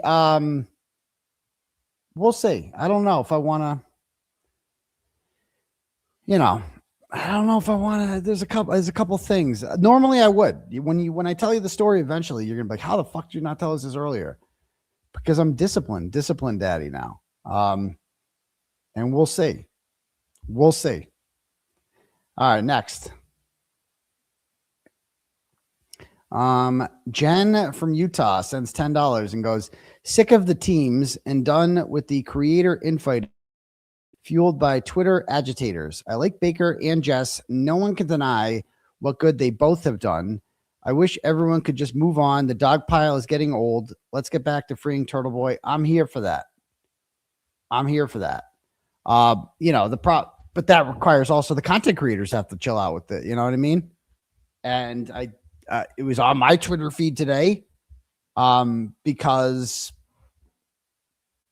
and I heard some of the clips out there and I saw it, and it's like, as long as that keeps, as long as the content creators continue to kind of fuel the, you know what I mean? As long as they continue to fuel the drama, if you will, then people are going to talk about it. And you can't blame the people for talking about it if it's being fueled by the content creators, you know? And that's it. Again, I'm not saying anything about it. I said everything that I needed to say the other night about it. I think I was fair, mature, diplomatic about it.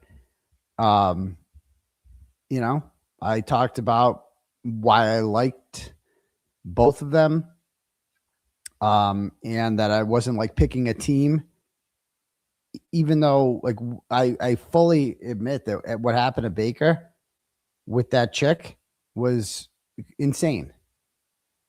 Absolutely. And I had no idea that he was dealing with that until he had his valid truth journey.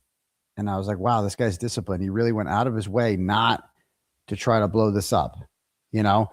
And I gave my opinion, and I messaged her privately and said this, and I think she talked about it on her YouTube presentation today.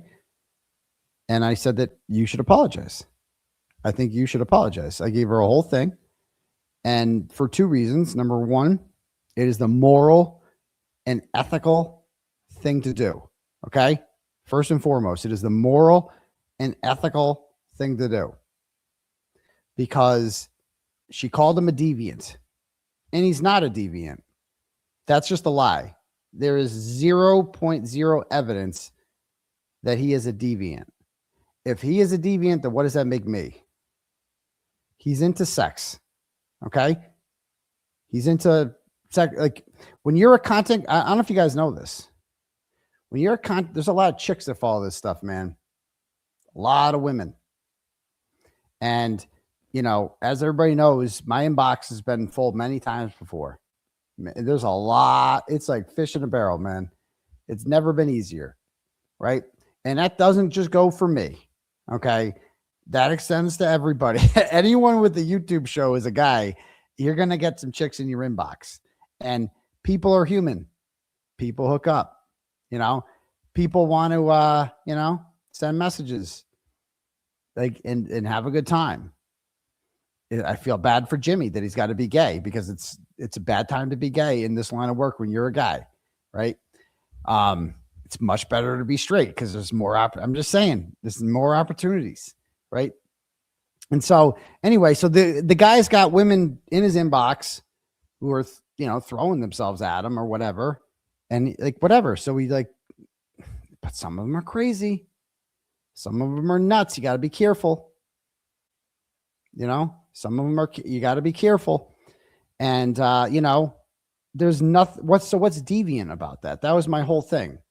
There were, and Jess also talks about sex on her show. She's like, remember Krusty tried shaming her over that? Oh, and she was like, stop being so prude. Rightfully so when she said that. So there was nothing deviant whatsoever about that. Okay. And that's a strong word to say about somebody that they're a deviant. And so for that reason, I thought it's just apologize for it. That's all I'm saying. And so except for Cryford, he has no one in his inbox, no chicks at all. BLT will get one in there and he just wants to talk about your feelings and cry himself to sleep. And that's it. Right. Like he got some chicks and then he blew it somehow. So anyway, that was my really good advice to her was, I would privately apologize and you can, because I felt bad for her because she was losing. She lost like 1,000 subs. And I'm like, you hate to see it. You hate to see somebody, down like that. And you're like, okay, so here's a way out of it. And, apparently on her YouTube presentation this morning, she went a complete opposite route of that and did things her own way, which is her right and her prerogative. And, and I forget what it was, but like, a while ago, I forget the exact words I forget what Jess said one time when she was like, I'm taking a break from Aidan. I forget what she said. We didn't talk on the phone. I offered to talk on the phone with her. And I said something to the effect of like, I think anybody remember what she said? What the fuck was it? It was something about like, taking a break from me or not talking to me anymore. Or, I forget what it was, but, it is what, no, it's like she does her own thing anyway. It's not like we go on each other's shows or anything like that or whatever. So I don't know. To me, there's just not much left to talk about. Nobody cares what the baker does. I would personally apologize. She's choosing to double down and say she's not sorry and she's going to send 2,000 bunnies or something. I saw a quote today on Twitter about like 2,000 bunnies to screenshot and document everything. And like, that's one thing I'll never do. I'll never like weaponize you guys. I'll never be like, hey, we better watch out, you smaller content creators, or I'm going to send turtle riders to come watch you. And we're going to screenshot everything and report into the master turtle. Like I'm never going to do that, but that's fine. It's her prerogative and she will do things her own way. And if she can make a living doing that, then more power to her. That's America, baby. Right. And if you don't like her, don't listen to her. I don't know what to say. That's choice, right? That's choice. And if she has fans that want to continue to watch that and enjoy that content, then that's America. Is it not? Right? That's America. So there you go. We'll see what happens. We'll see what happens. So we each do things our own way. Do we not? We each have our own type of content. And, I have mine and she has hers and the Glare has his, and we all have our valid truths. So that's that. All right, next. The other Mary B sends $5 and goes, never forget Cryford farted. You ain't tough. I know you love the McAlberts, Mike, but Turtleboy was right. I know. I'm sure that hurts him. @4Dread sends $10, goes, Chud the Builder is trying to scream First Amendment protected speech, but he's not going against the government. That's what's protected, not hate speech towards citizens, provocations. He's cooked like Mello. Well, there's no such thing as hate speech. Just because you hate it doesn't mean you can call it that. I mean, hate speech is also not illegal. And words should never provoke violence. But the fact that he's strapped and like announces that he's looking for a fight. And also he's got like pepper spray. Why didn't you use the pepper spray, the gun? It seemed like he was just looking to shoot a black guy. Like he was out hunting. Like it was just bizarre. So he's fucked. I agree with that. Couple more here. We have Julie Jasso sends $7 and goes, sending love from Kansas. The McAlberts are adults who never left high school. Yeah, who never left high school. Yeah, they are. They really are. They really think they're like bullies who can just bully people around because that's what they are. Next is, what's your take on whether Colin was deposed or not? His attorney seemed to have indicated he had been before he went off to boot camp, but Alan says not. Yeah, I believe they can't read team on that one. Anon sends $25, goes, can we please make Kate's official nickname Heifer B? No. But the one that big Kate Gorton, we'll come up with a nickname for her, but we need better than that. I don't get it. Next. Bob Brown sends $10, goes, Turtleboy, best bets for this fat cow's grazing ground is Cambridge or Northampton, where Rachel Maddow lives. Lefty, alphabet people, heaven. I'm not sure, but Cambridge is a good bet for sure. Stephanie sends $100 and goes, I can't give Will all my money. Here's to you. I followed you since 2024, and you are how I found the Kara Reed story.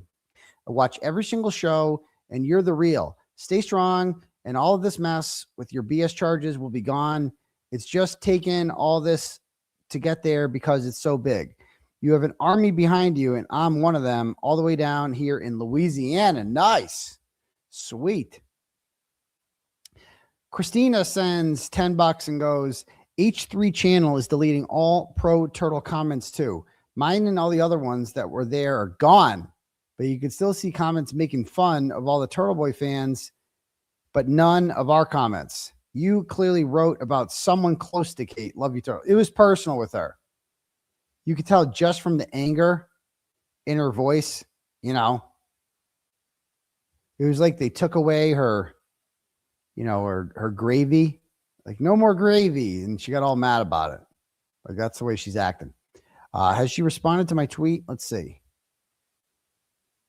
165 likes, 22 responses. Okay.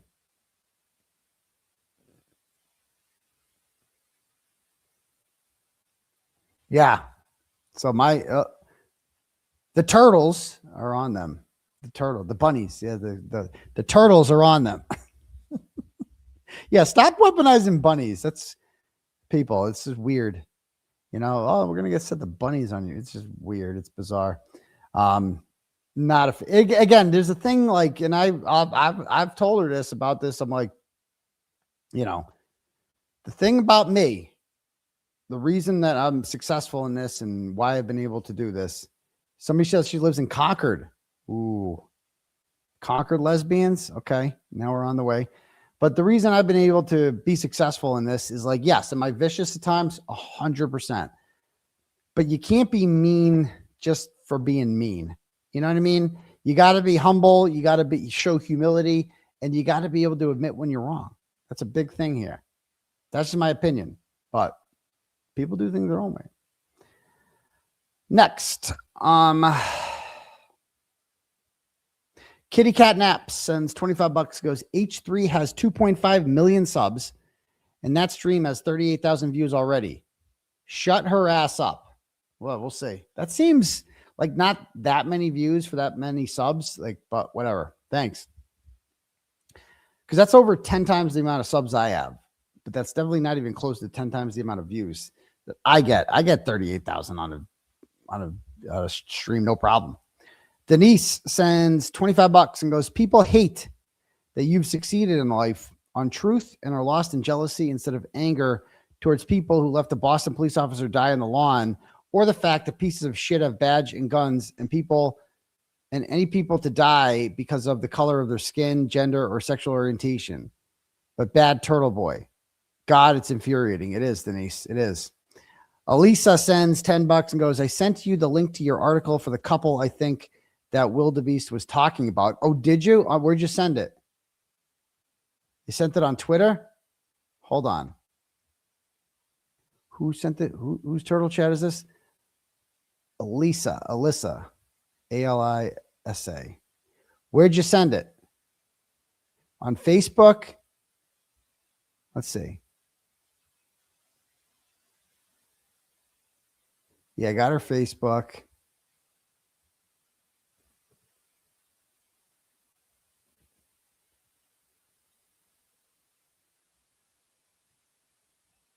Yeah, she's talking about doxing ICE agents and shit. So she's against doxing, but she doxes a lot. Okay. So she's a chode.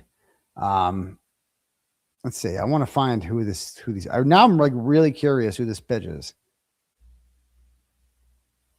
I want to see who this lesbian couple is.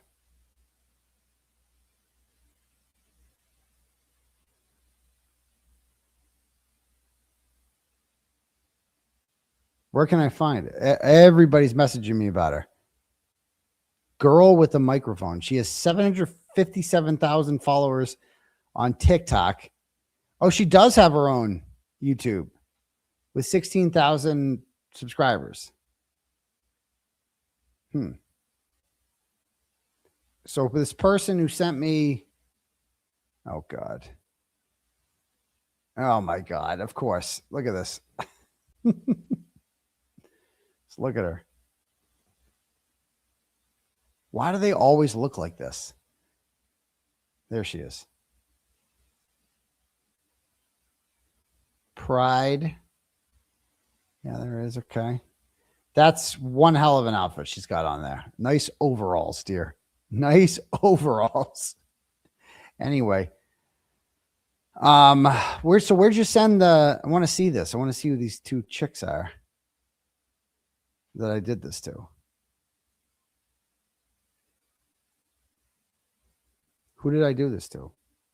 You can't send me a turtle chat and say that I sent it to you and then not say where you sent it.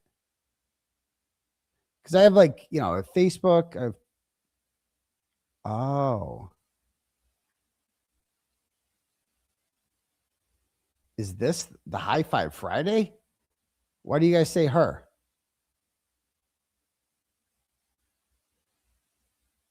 Okay.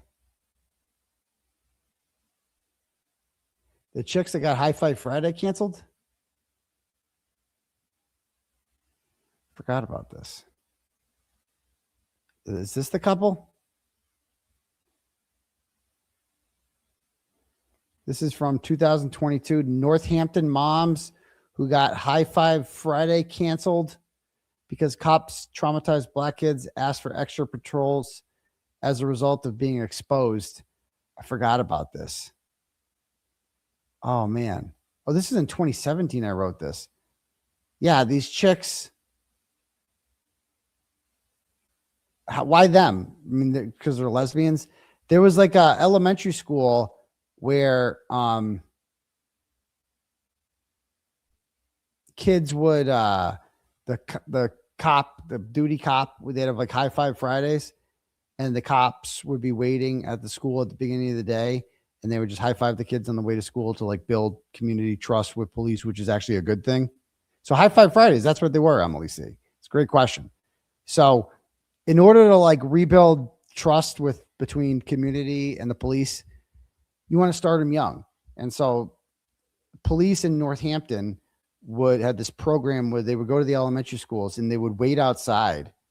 And when kids were coming in on like the first day of school or something, they would high five the kids, like, go get them, have a great day, kids, go out and kill it, have a great day, go and learn and do that.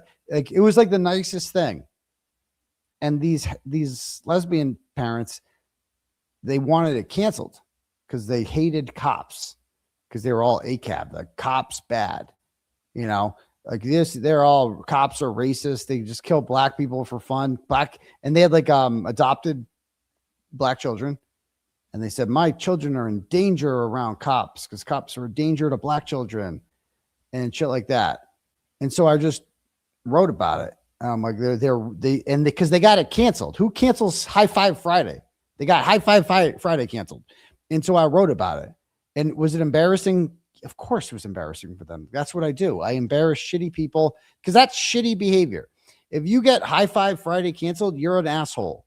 Like, you are a miserable twat. So yes, I'm going to write about what a piece of shit you are.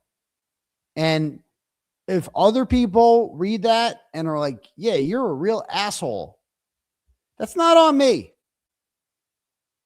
That's not, I don't know what to tell you. So anyway, that's that. Next, Anon sends $10, goes, DM you a link on Instagram. Flubber was degrading gay people on Twitter in the beginning of the year. Who's Flubber? And I don't have Instagram. Okay. Gianna sends $10, goes, I think pink is your color. Well, thank you. I appreciate that.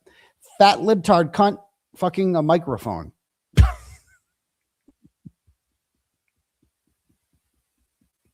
That's a lot of words. Sends $5. Again, fat libtard cunt fucking a microphone. Sends $5, of course, and says, doesn't this fat, disgusting, unemployed libtard, complete waste of sperm, lesbo, realize that the cops, courts, and canted retards that hate Turtleboy more than anyone on earth actually hate her kind even more? They would let her die and probably finish it. Oh, I know they would. They hate her. They hate her. But so it's just like, I can't do anything right. Like, they're like, yeah, is he on the right side of this? Yeah, but that's what makes them even more mad that I'm on the right side of it, because they want to hate me. They want me to be like this villain, you know? So anyway, you got any cash apps here? Let's see.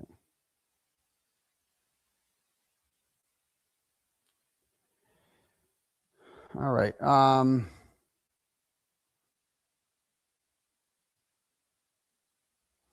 Kerry sends $5 and goes, Krusty befriends Kate Gorton in 3, 2, 1. I know. Deb sends $5 and goes, ignore the previous. I had the wrong one. Okay. Tammy sends $5 and says, I wish I could donate more. Never say that. Keep doing you. Well, thank you. She also sends $5 and says, the expert doxers should find out who Cowboy fan is. That's not Chris Albert. A lot of people think that's Chris Albert. It's not Chris Albert. Terry sends $25 and goes, is she grazing? LMAO, I love you. I know she might be. Deborah sends $10 and goes, I like the names are Ethan and Hyla Klein. Okay. All right, cool. If anyone else wants their message read, click the link at the top for Turtle Chat or cash at me $1 Uncle Turtleboy. We got a new member here. So what's the problem? Becomes a new member. Awesome. Carol JOK is a member for 1 month. Awesome. JoJo's tossing around 5 membies. Dope. Diane G, another 5 membies. Awesome. Thank you. Turtle Chat is not pinned. Well, it is now. And thank you. Kelly is a YouTube member. Awesome. Cupcakes for Justice tossed around 1. Congrats to the winner. Another YouTube member, Bamber. Oh, Queen Valerie is a YouTube member. Welcome. You enjoy your Friday stream. Green-eyed Lisa says Turtleboy was right. Justice is coming. Amen. Kendra is a new YouTube member. Awesome. Kate needs her own Betero letter. She's just lying and freestyling. It's so crazy. That's all they do. They just smear me like that. And Navy Pearl says, hi, Turtle Riders. Welcome aboard. Okay. And I'll read some more later. But the title of the show was something about, what did I title the show tonight? I titled it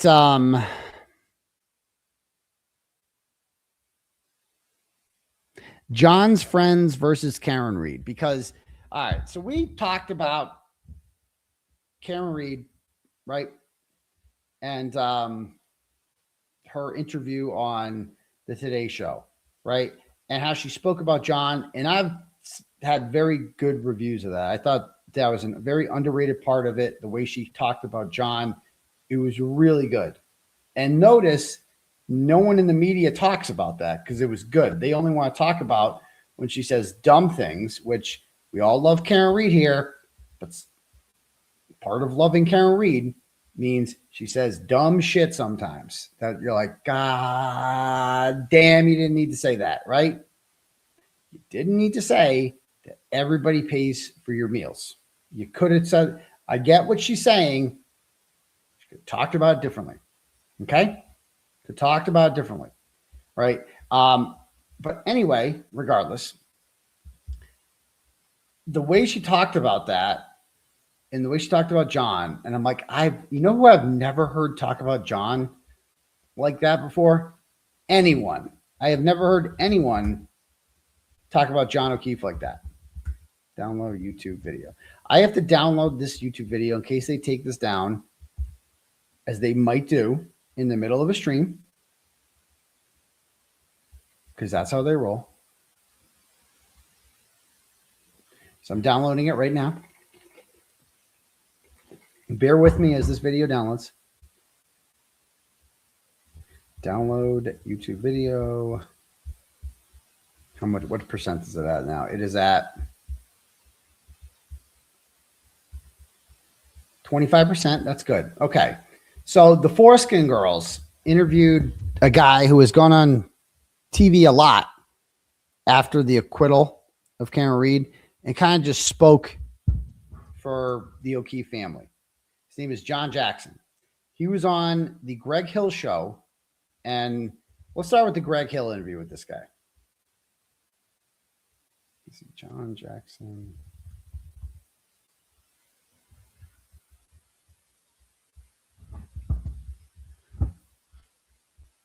Let's start with the Greg Hill show. I don't mind me. I'll tell you there. Carolina is winning by 1. An empty net for Vegas. We'll see. Can't believe they lost that overtime game the other night. Unbelievable. All right. John O'Keefe was a Boston police officer who passed away in January of 2020. So he went on the Greg Hill show after they talked about having a dinner with Cameron Reed. Cameron Reed didn't even come on their show, but they talked about it, and John Jackson was so mad. They were so mad that Cameron Reed was getting love from everyone, that everybody thinks she's not guilty. And so he went on here, and he's like, I'm going to convince these people that Cameron Reed is guilty. And I'm the McAlbert spokesperson, or the O'Keefe spokesperson. 22, some who asked her are who Really, to get out and say the other side. definitely the story to be told. Am I right about that? Yeah, absolutely. So it's not that we were really upset about the, you guys going to do this. It is what it is. I mean, you do what you have to do, but just like this opportunity, really, to get out and say the other side, because we feel, like I said, I don't represent the O'Keefe family. I know them, I love them, they're fantastic. But I'm more like the lifelong friends of John. Kind of get together and say, let's put some of these, some of these rumors to rest. Some of the untruths out there to rest, and just talk about him, get him back to the front and center of this. Yeah. If I could, and I think that's why Greg and I took the opportunity to sit down with her as well, because there was so much out there, and whether it's social media or watching the live stream during the trial, it has become a circus. Wild. And I can't imagine being a friend of his and watching this all unfold. Sure. But Sure. For Greg and I, we weren't there. So for me, I wanted to sit down with somebody and ask the questions that were on my So this was between the two trials. mind. And when the opportunity presented itself, and to sit down with her and me be able to say, I've heard this, I've heard this, I've heard this, and have somebody give me something, I thought that was important. And so that's why I'm so happy that you're here too, because it is important to get both sides. But we've been very forthcoming in the fact that we both believe that John O'Keefe deserves justice. And if she did not do it, that's important too. Of course. I mean, we obviously have our side. Right. We feel a certain way about it. But as far as But what is that way? Because it's important for you. You're here. So you have determined that she did it. Yeah. Oh, definitely. Okay. Definitely. Oh, definitely. So Definitely. let's talk a little bit first. Let me talk about him, if you don't mind. Yeah. Okay, so this is there for, he wants to talk about Johnny, because Johnny has been forgotten in all this. Whenever they say that Johnny has been forgotten. So tell us about Johnny. What can you tell us about Johnny? Tell us, John Jackson, about Johnny O'Keefe. Tell us. Johnny. Let me talk about Johnny. Johnny was a fantastic guy, right? So fantastic like guy. I said, lifelong friends got together and said, during the first trial, we kind of just sat back and we all kind of agreed. Let's not be the reason anything goes wrong here. We know the truth's on our side. The evidence is there. Let's let it play out. Imagine saying that. We sat back. What we underestimated was the outside noise in the social media sort of groundswell, if you will, that took off, and just the narrative got away from everybody. And of course, we watched the trial, and we know what we saw in the trial. Now we talk about later if you want. Did you see the ARCA experts tell you that John wasn't hit by a car? Did you watch that? Did you watch Joe Paul attempt to explain how he was? Did you watch that? But go ahead. I thought you were talking about John O'Keefe. Actually, but you know, all that stuff aside, the thing that's getting sort of pushed to the background is Johnny. You know, and so okay. So tell us about Johnny. One of his friends. You know, we want to make sure that his memory. Everybody who thinks about this trial thinks about him first, right? Put his thought in your mind first, because that's ultimately the real victim here, the ultimate victim here. No matter what you believe in this case, he's the guy. Are you going to tell us about him or what? But I mean, he was such a tremendous guy, and I'll tell you a little bit. So we went to Northeastern together, right? Okay, so finally we're hearing about John in relation to him. We went to Northeastern together. Awesome. Those years, we AF all the time. Yeah, Hill man, right? So listen all to the crazy AF. shows. What? It's just like so funny guy. We commute together. What? We didn't live there. We commuted. So you know. Look at him smiling. I know him. This is all about him. This guy loves the sound of his own voice. It's a narcissist.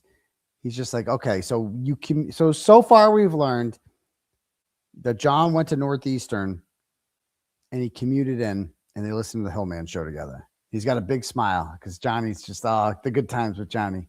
This terrible car back in the day. I can't even say the word he called it, but you know, he had this terrible car and would drive in and there was a song. What? Gallows Pole. You just played it all the time. Yeah. Gallows Pole, right? Yeah. He, you know, and he was pretty straight laced, you know, great sense of humor, but he was, you know, pretty put together. And every time the song came on, he'd roll the windows up so he could belt it out as loud as he could. You know what I mean? Yeah. And just really let it go. And then as soon as the song's over, roll the windows down, like but every morning what you guys. So that's what you have to tell us about John. So when you were in college together, you guys would drive to Northeastern to commute, and John would roll the windows up and sing a song really loud. And then when the song was over, he would roll the windows down. You came on this show to tell us about John O'Keefe, the person, and you told an anecdote about him singing a song in a car. Yeah, listen, all the time. But I mean, just walk for change and all that stuff. I don't know. I would include myself in this. That I don't think there are a lot of guys who would do what he did. As you're going to see, you know, as you're going to see, this guy never met Karen Reed. How good a friend of John O'Keefe can you be if you never met his girlfriend of 2 years who he basically lived with? When it came to adopting his niece and nephew. Yeah. So, and so sounded like, and my interest in this is that, first of all, my interest, like everybody, like you, I wasn't there. Yeah. I don't know what happened. Yeah.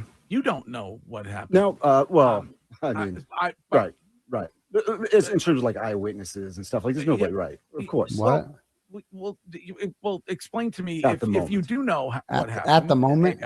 Sure. How do you know what happened? So let's start back. Let's start back with, again, being close with the family, right? So the family and friends, we all know him and his personality and who he was, and you know, he was not like an intensely like violent guy or anything. He was pretty laid back, and like it wasn't like so to hear these stories about like fights and anger and resentment with other, you know, you can get into calling out or anything you want, right? So all this stuff, it just wasn't his nature ever, you know, at all. So to hear like, oh, he had a beef with this guy and that, like, it just wasn't his personality, first of all, right? Like, we can start at the base there.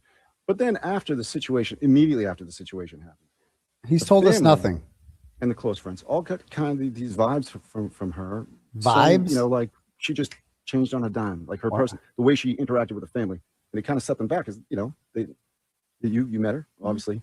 I've never actually met her in person. Just, you know, I've never met her in person. You know, she's engaging and likable and you know, some of the closer friends were like, they, just didn't expect it. But when it happened and she changed on a dime. He doesn't say anything. When it happened, when her boyfriend died, her behavior was erratic. Okay. I mean, this guy just says so much and says so little at the same time. That was it. She cut the family off, cut the friends off, and that was it. So those are kind of like telegraphing as to, possible reasons why the family considered her right away. I will say that she echoed your sentiment, though, that he was not an aggressive guy, that he was not somebody. She told us, because I made sure to ask the question. I saw the rumors that John may have brought to light maybe Colin Albert and some drug accusations before this all went down. And she said that never happened. People are trying to make it more dramatic. They're trying to add more flame to the fire. Sure. And for me, if you believe so strongly that she did it, and just looking at the evidence, how could she have been there and hit him at the time that they say he died if she was already at his house? Sure, you're talking about the Wi-Fi. Yes, yeah. Right. So, well, because I'm just that's just my mind when watching this. Sure. So, we can get specifically into it, like in terms of like the car data and stuff like that. So, the Lexus, her Lexus had text stream data on it, and which these ARCA guys did not even look at. They're experts in this text stream data. It's on their website saying this is what we do. It's the most, and they didn't bother looking at it. So we don't know what their questions. Right? We can get into that too, but we don't know what they were actually looking for. If they were looking for. We know what they were looking for. They were looking for if it was physically possible that John's injuries came from a car. And they said no. So they don't need to look at the text stream data.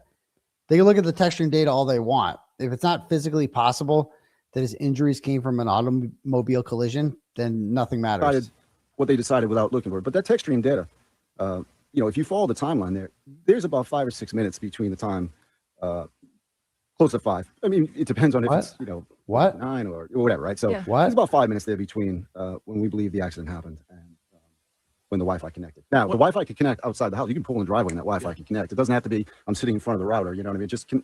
So, let me just ask you this: you believe, and I'm assuming that the family and friends believe that in the United States, I think 5%, maybe less, slightly less, of the murders are committed by women. And so your belief is that, and you were talking about how John would not. So anyway, she asked about John, and all he says is an anecdote. That's it. When given it this huge spotlight, that's all he says. Now, this is him after the verdict. Okay. This is him being interviewed outside the Legion or the Dudley, whatever they went to, the Dedham House of Bud Light, wherever they were at. And this is what he said. Incredible man. Just incredible man. John Jackson is remembering his friend, Boston police officer John O'Keefe. This whole process is not, it's not something he deserved. It's just, it's unfortunate. He deserved much better than this. O'Keefe's mother leaving the VFW in Dedham, where family and friends gathered after the verdict. Jackie. Several wearing blue shirts with O'Keefe's police badge number 2490. Jackson says he and the family respect the jury's decision, but it is not what they wanted. Prosecution did an excellent job.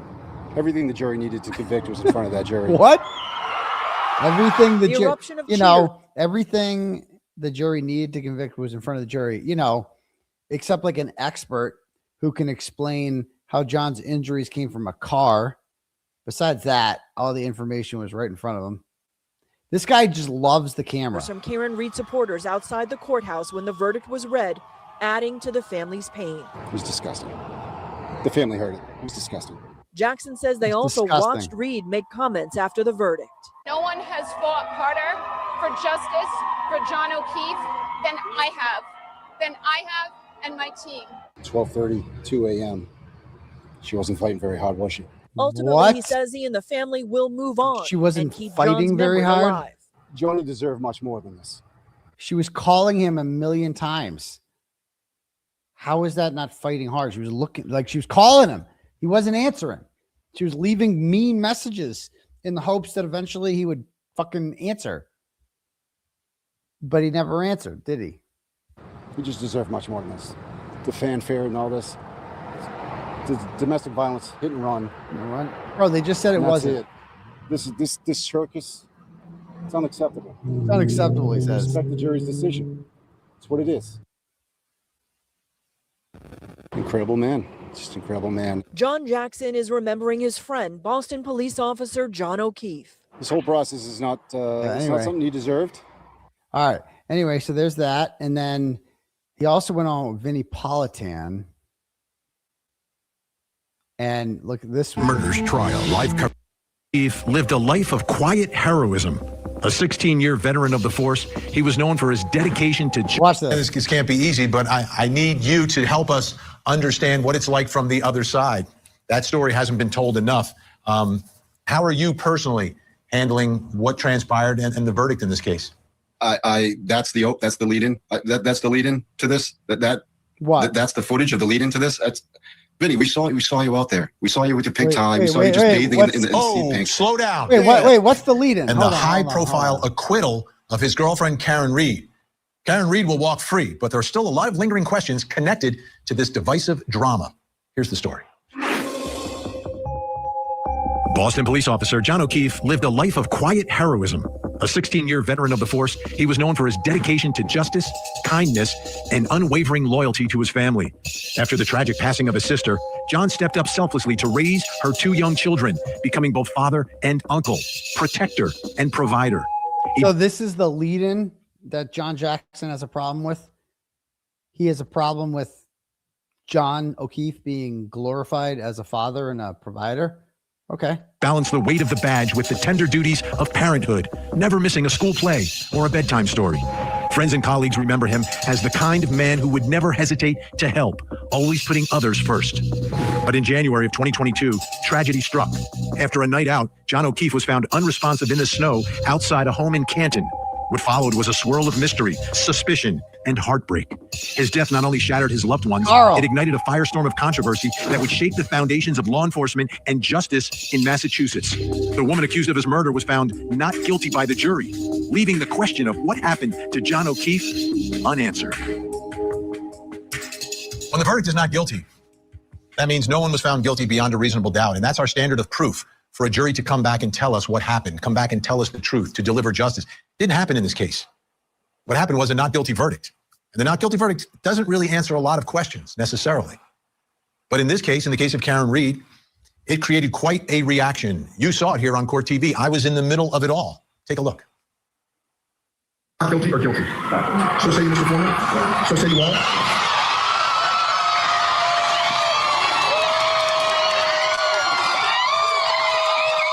Teach! These amazing supporters who have supported me and my team financially and more importantly emotionally for almost 4 years. And the second thing I want to say is no one has fought harder for justice for John O'Keefe than I have and my team. Thank you. So I was stationed outside of the courthouse in the middle of all those folks. I got to know them and I understand what their reaction is to all of this. They felt it was an injustice. They felt like Karen Read was falsely accused. That's that side of the story. There's 2 sides to every trial that we cover on Court TV. There's the accused, that was Karen Read in this case, and then there's the prosecution representing the state, the Commonwealth, the people, but also really representing the victims in the case. And the victims in a case where you are alleging murder, where someone died, the victims are those who loved John O'Keefe. And that brings me to the first question in our investigation tonight, and it's about the other side. How are the friends and family of John O'Keefe handling the verdict? It was obvious to me what they... So Vinny says that we want to hear from both sides. I'm outside covering the case as a reporter. He shows who John is. What is the problem with anything Vinny has done so far? What is offensive? If anything, it's favorable to the McAlberts and the O'Keefes. Believed happened here. They believe Karen Read was responsible. So how are friends and family handling this not guilty verdict? To help us answer that, I'd like to bring in John Jackson. He is a close friend of John O'Keefe. They were good friends since college. I can understand this can't be easy, but I need you to help us understand what it's like from the other side.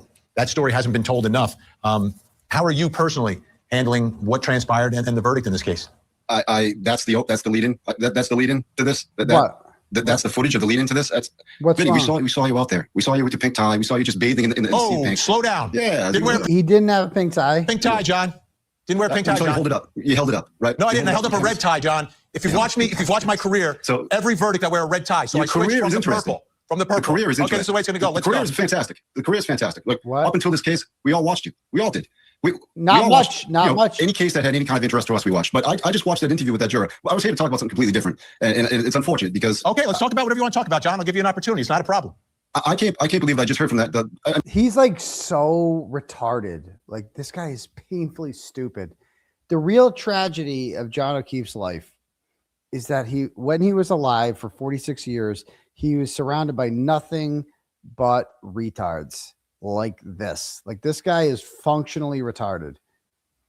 You know, he cannot explain anything. He has no idea why Kara Reed's guilty.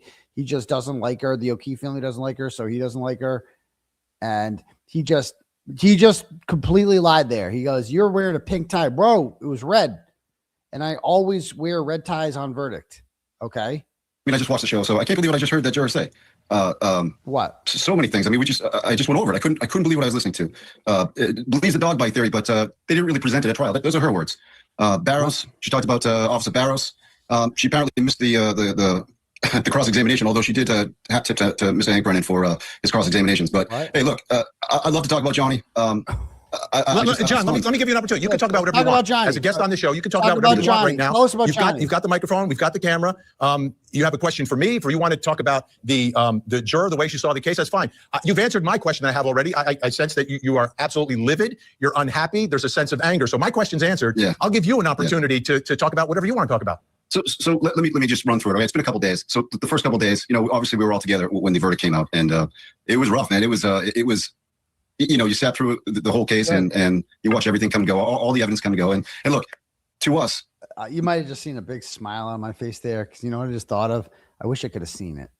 I really wish we could have gotten footage from the VFW of all these losers crying about it. I would have loved to see that. I would have loved to see him and Jackie Dougal and Carl Dougal just sit there and lose, just fucking lose, because that's all they did, because they're losers. The prosecution put on a good case, and to us, that data from her car and from Johnny's cell phone told the whole story, right? So we're not hearing too much about that right now from the jurors. I'm a little surprised. Look, I came out that night. I said, look, we respect the jury's decision. I mean, that's how it is, and it's okay. That's the process.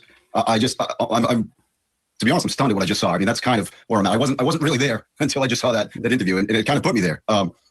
It is literally like the social media side of this and the blogging side of this and the law tuber side of this just came out of that juror's mouth. I'm actually stunned.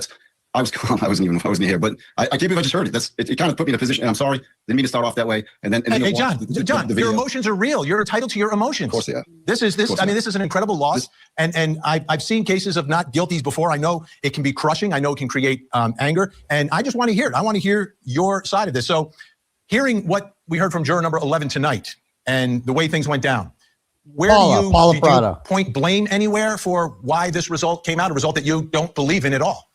Yeah, so obviously, there's a couple places we'd like to put some blame, but let me start off again. We respect the process, right? If the process is fair, if there's no fingers on the scale, we respect the process. Okay.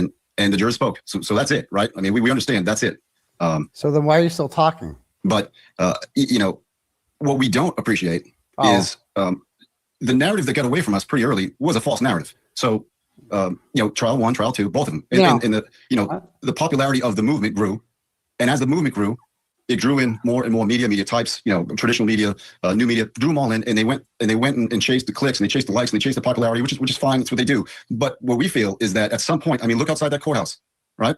The family heard the cheers. He hasn't said anything. He just says nothing. He says nothing. Like he just goes from one thought to the next and never completes it. And it's like, can you explain what the problem is, sir? What do you mean the narrative got away? And what does that have to do with the jury? The jury didn't hear a narrative. The jury heard evidence that was presented by the prosecution and the defense. And they reached the conclusion that the evidence provided did not prove that Karen Reed hit John O'Keefe with the car.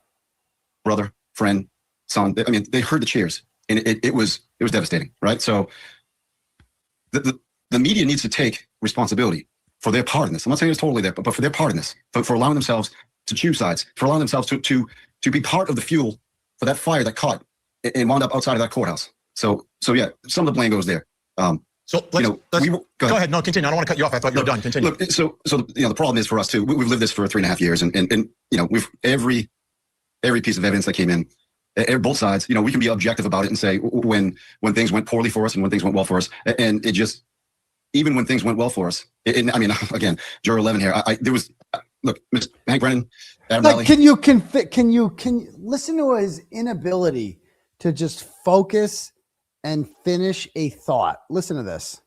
When things went poorly for us and when things went well for us, and it just 3.5 years, and we've every piece of evidence that came in, both sides. We can be objective about it and say, okay, every piece of evidence that came in, both sides. So he's conceding that there's evidence that came in from the defense that was good for Karen Read.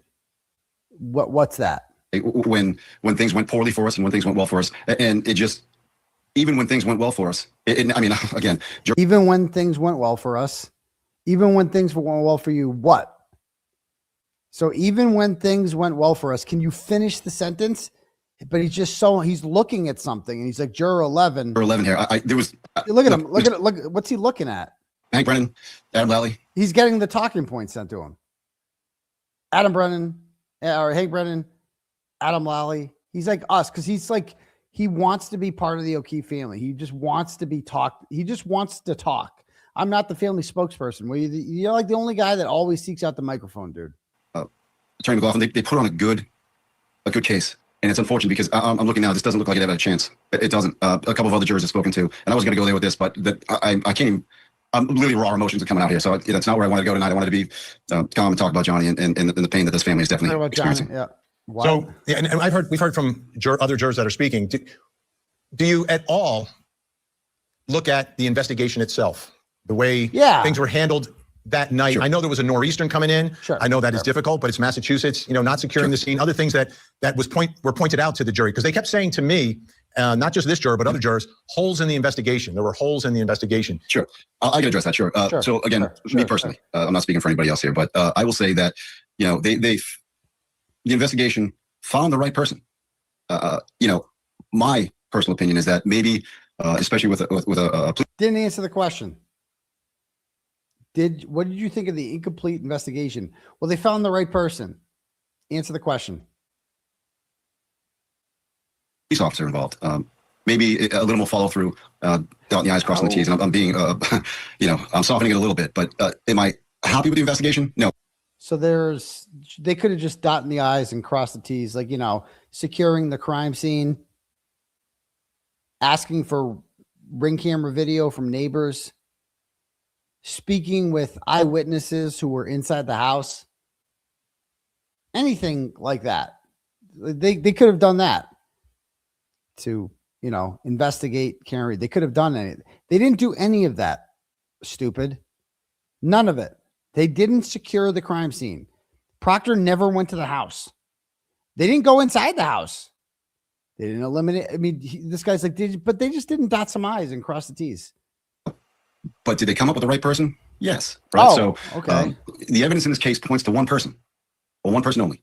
And we followed the social media, we followed the online stuff and all the other media. And it, the reality is the wrong narrative still exists. The wrong narrative is still out there. They're talking about third party culprits and it's all nonsense.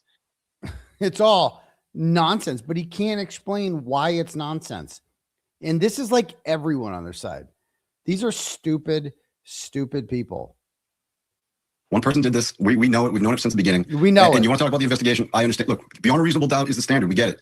And we can have an honest conversation about whether or not beyond a reasonable doubt, threshold was met here. I believe it was. But if you want to talk about specifically maybe the collision, whether or not a collision happened, you can have that. I think a totality of the evidence shows it happened. But if you want like an honest conversation, wait. And I love the pencil too, Emily. He's like trying to look smart with the pencil. What is he doing with that pencil? Erasing things? But listen to what he says about this. Whether that threshold was met here. I believe it was. But if you want to talk about specifically maybe the collision, whether or not a collision happened, you can have that. I think it's whether you can have that. Yeah, he's like, if you want to talk about it, whether or not a collision happened. Yeah, we do want to talk about whether or not a collision happened because it's the entire case, dumbass. If there was no collision, then Karen Read didn't do it. He's like, yeah, but I want to talk about the text stream data. I don't really want to talk about if a collision happened. I just want to talk about like the tech stream data, and I hit him. That's what I want to talk about. Tell you the evidence about whether or not beyond a reasonable doubt, the threshold was met here. I believe it was. But if you want to talk about specifically maybe the collision, whether or not a collision happened, I mean, you can have that. I think a totality of the evidence shows yeah, it happened. But if you want like an honest conversation about whether that happened and whether they proved it or not, I think they did. If a juror came out and said, look, I just don't believe in a collision, fine. But when they come out and they say things like, it wasn't 100%, instead of, if it's 99, then you can't convict. I mean, not understanding reasonable doubt, totality of the evidence, not understanding their job. I mean, they say they understood their job, but they didn't get it. Or at least that one, I should say. Right. So yeah, again, investigation, found the right person. I would have liked a little more follow through, but maybe things will change because of this case, right? You would hope that when investigations happen now, they would have to sort of foresee that maybe a wealthy defendant would be able to purchase the circus, So that's how I see it. So yeah, if you want to have an honest discussion about reasonable doubt, I could probably get on board with that. But the other stuff, she said, this last year talked about the tar Barrows. She never listened to Hank Brennan's. I mean, 𝗵𝗔 was unprofessional. I mean, look, you say what you want, but you can go after the individual if you want. But 𝗵𝗔 was unprofessional. Why is he looking down the whole time? He's getting his notes sent to him. Shannon Burgess, he found the chip that put the data that put her car there. She was the one who drove the car forward 30 and change feet, and then reversed and another 50 feet at a high rate of speed. Even that juror said she said it. She says she doesn't know what maybe she hit him, but then he went in the house after with his socks on. I mean, oh my God, he didn't have a shot. There was never a shot here. And so the emotion to hear now is I'm transitioning away from the grief and the disbelief. We're pragmatic about it. We understood that this could happen, but this is not what we expected. We expected a more deliberate jury, I guess, would be the best way to say it. John, and there are commercials and there are segments in a show. Sure. But sure. I want to extend the segment and give you an opportunity again. Is there any other area that you would want people to know about tonight? Because I think your voice is an important voice in all of this. Oh yeah, it's real important. Sure. If you want me to stick around, or you want me to just do no, we're pushing the commercial. We're pushing it, so we're giving a little extra time here. I'm sorry for the confusion. Thing, So yeah, no. Look, let's just talk about the family for a moment, okay? Let's just talk about Johnny's family. Okay, let's talk about it. They've been through a tremendous, and you hear it. You hear people say justice for John O'Keefe. The reality is, we knew, guilty or not, that Johnny's never come home, right? He's just not coming home. The pain, Yeah, no shit. Yeah, that's why there's a trial, because he's dead. A real enlightened thought there. Johnny's never coming home. The damage was already done. He's never coming back.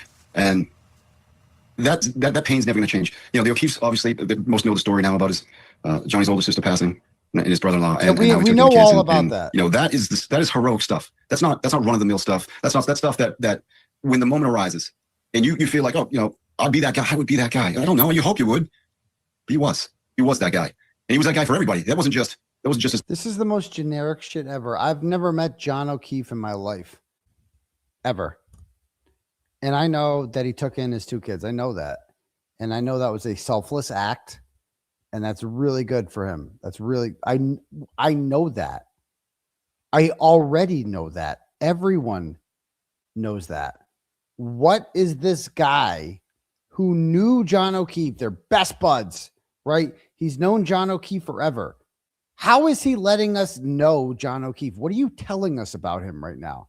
Because Karen Reed humanized him in ways I've never heard before during that interview, the disastrous interview that started disastrous, but turned out well because she did a great job humanizing him.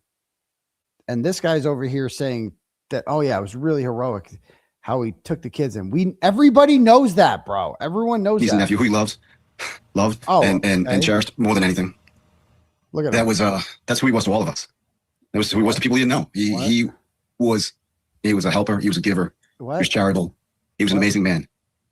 And the O'Keefes need to be left alone to grieve. So notice how he's like not crying, nothing. It's just like, what? And the O'Keefes need to be left alone. Like, that's all. Okay, now we're doing this whole thing with the, okay. Now, right? We're going to put a period at the end of this chapter. We're going to move on. The O'Keefes need to grieve. So anybody who's online still talking, peg this, peg that. First of all, it's Mrs. O'Keefe to us. Okay? It's Mrs. O'Keefe to us. Don't call her peg leg. It's Mrs. O'Keefe to us. It's always us and we with this guy. Like, he wants to make himself part of the family so bad and be like the family spokesperson. Apparently Tara Kerrigan was busy. Forgot about her. He just wants to be part of this so freaking bad. He loves the attention. Paul's over there. Yeah, Paul's over there. He had to have his seat moved because he was being weird to jurors. But yeah, he's actually over there now. He's actually over there because he had to have a seat moved by Beverly Cannoni because he's being weird and he's like sexting women from the seat. But yeah,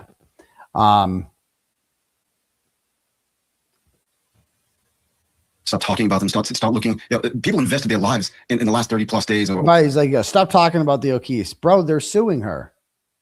So no, we're not going to stop talking about them because they're literally suing her and it's in the news. So we're going to keep talking about them. Or even 3 years or so in this, and they're zeroing in on people on the family side of that bench, and they would constantly go on social media, point things out, and say terrible things. This is a grieving family. It's unacceptable. And we know in the first trial, walking in that door, everybody screamed and yelled, "Cop killers, cop killers." It was unbelievable. And then they learned, it's bad PR, so we're going to stop that now. What? And they did, but they didn't stop online. And I won't say the names, but the niece and nephew that Johnny took in, they're incredible kids. But the kids, they're on social media. You can't stop that. And they see it. And they see the pain of the family, of the grandparents. So when you consider saying something about the 𝗀𝗃𝗧, well, Paul, leave Paul alone. It's time to leave him alone. He deserves to grieve. Yeah, Paul's sexting random women and harassing me and sending me messages and telling me he wants to go on a double date with me and 5150 and shit. Remember that? We understand the verdict is in. She's free to do whatever she wants in this life, right? But that pain is not going to stop for that family or for the friends or for any of us. And the world is going to miss out on a tremendous individual. And it doesn't change the fact that we know who did it, right? We know who did it. Yeah, we do.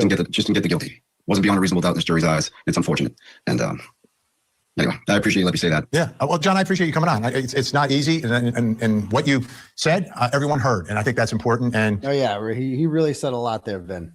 He really enlightened us. Now, here's another interview he did with the Foreskins. Okay. The Foreskin girls. I think there was only 3 of them. So the Threeskins. Where'd it go? Just had it queued up. We're going to find it. Is this it? Nope.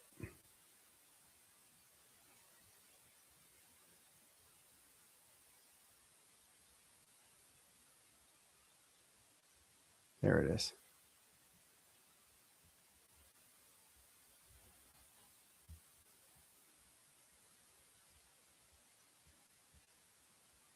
All right, so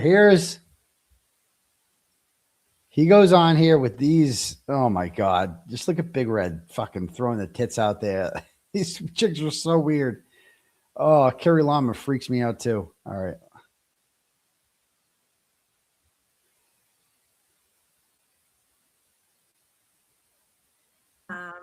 I'm Mama Llama, and I'm here with my girls, Julie and Lydia tonight. Hi, girls. Howdy. My girls. Tonight, we're joined by John Jackson, a close friend of John O'Keefe. A close friend. As you all know, John O'Keefe has too often been lost in all of this. And tonight we want to bring yeah, where's Tuesday Gazette? Her real name is Nicole Carpenter. I believe she's from Washington State or Oregon or something like that. Her name's Nicole Carpenter. I don't know why she calls herself Tuesday, but that's her real name. Anyway, back to this. the focus back to him. So we're going to bring John in and basically give him the floor to just tell us about John and share some memories and just some funny stories and just have a chat with him. Hi, friend. Hey, guys. Hey, John. Hello, thanks. Thank you for this. Appreciate it. It's good. So good to see you. That's very nice. Very nice. Thanks for having me on here. This is going to be good. This is we've done a few things. You've seen a few of us online, and some of these shows you've seen us in. It's you do 3 hours of an interview, and you're on there for 6 minutes. So all the good stuff is cut and left on the floor, and you always see us like, oh, boo-hoo, and you see us talking about the wake and funeral. It's all important stuff. Very, very much is. But the stuff where we had the producers and the camera people laughing behind the scenes, cut that out because it didn't fit their whatever their arc was in the story. So at least here I get to say a few of the things, and we'll get them out there, so you kind of get a flavor of what it was like to know him, not just the heroic stuff he did, which is it's unimpeachable. He was just an incredible man who did some really, really like I said, the heroic stuff. Here we go. That guy, and he was that guy. So, but first of all, can we do something about the format, the foreskin format? Ladies, look, see all this shit in here and here. This is just unused space. Why are you in circles? Like, why are you in circles? Like, they're this small. You have all this extra space there. I know that I don't know what streaming service you're using, but there has to be a better way to do this. This sucks. This is like amateur hour. Amateur hour. No, that whoever made that video, that got me. That just got me. I know, same. Yeah, that was seeing him moving in videos, not seeing it, but I wasn't ready for it now. So it got me. But tell us about John. Yeah, we're coming up on 4 years too. So yeah. So stuff. First, let's get this right out. Pineapple and ricotta on pizza. Just so you know, it's delicious. Try it. It's okay. Yeah. And just so tell everybody about John. Okay, so this is this chance. Tell everybody about John. We heard what Karen Reed said when she was asked about John. It was really good. Let's see what John Jackson has to say when he gets to tell us about John. Tell us about John. So I'll give you a quick background. I met John in college. We both commuted to Northeastern.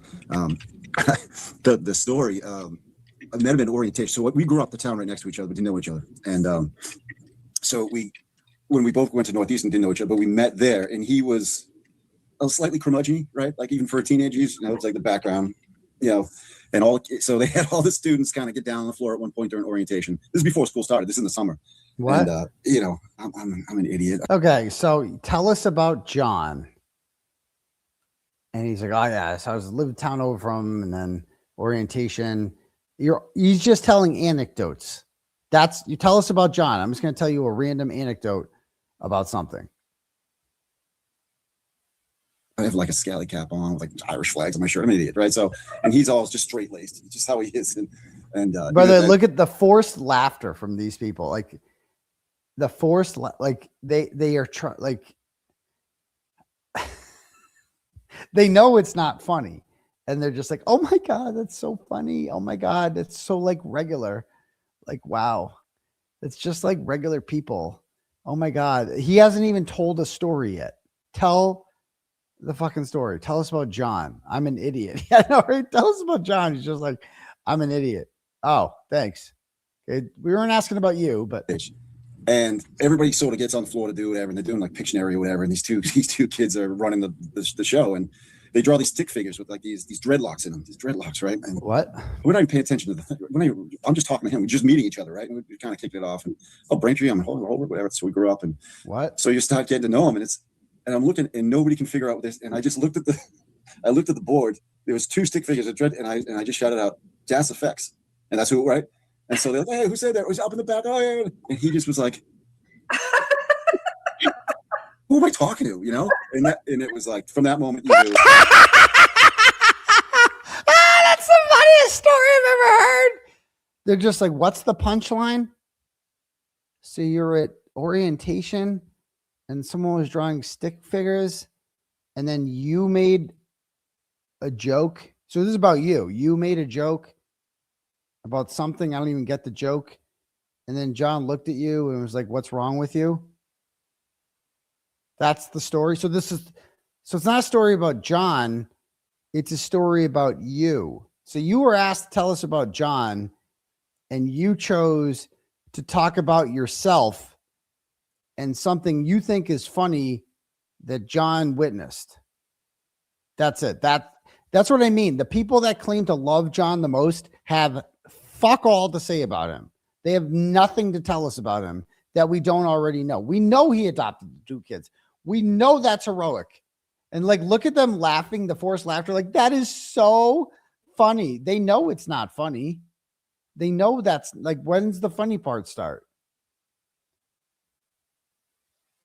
He was funny. That's who he was, So what he looked at you. That's what so we started school. First day of school, we had the same classes, and I'm late. I'm late for everything. I'm still late for everything. Yeah, he was super early for everything. Talk about yourself. I was annoying to him. So the parking garage. I was on the 5th floor. He was right front, first spot, first row. Right, that's how he was. Is that funny, Carrie? She's like, well, listen to this. Look at her laugh. So early for everything, annoying. I was annoying to him. So the parking garage. Just look at them. Look at how fake they are. It's just so fake as they pretend to feign interest in this story and like pretend to care about John. And like, but what can you tell us about him? You're just talking about yourself. So you parked in a garage, and then what? Look at Llama. Watch your lap. I was on the 5th floor. He was right front, first spot, first row. Is that funny? I was on the 5th floor. John was on the 1st. Oh my God. I can't believe he parked on the 1st floor. That's just hilarious, bro. This is so forced. These are the fakest people. Like none of them give a shit about John. And they're just having this guy on. Tell us about John. And all he's doing is talking about himself. Tell us about John.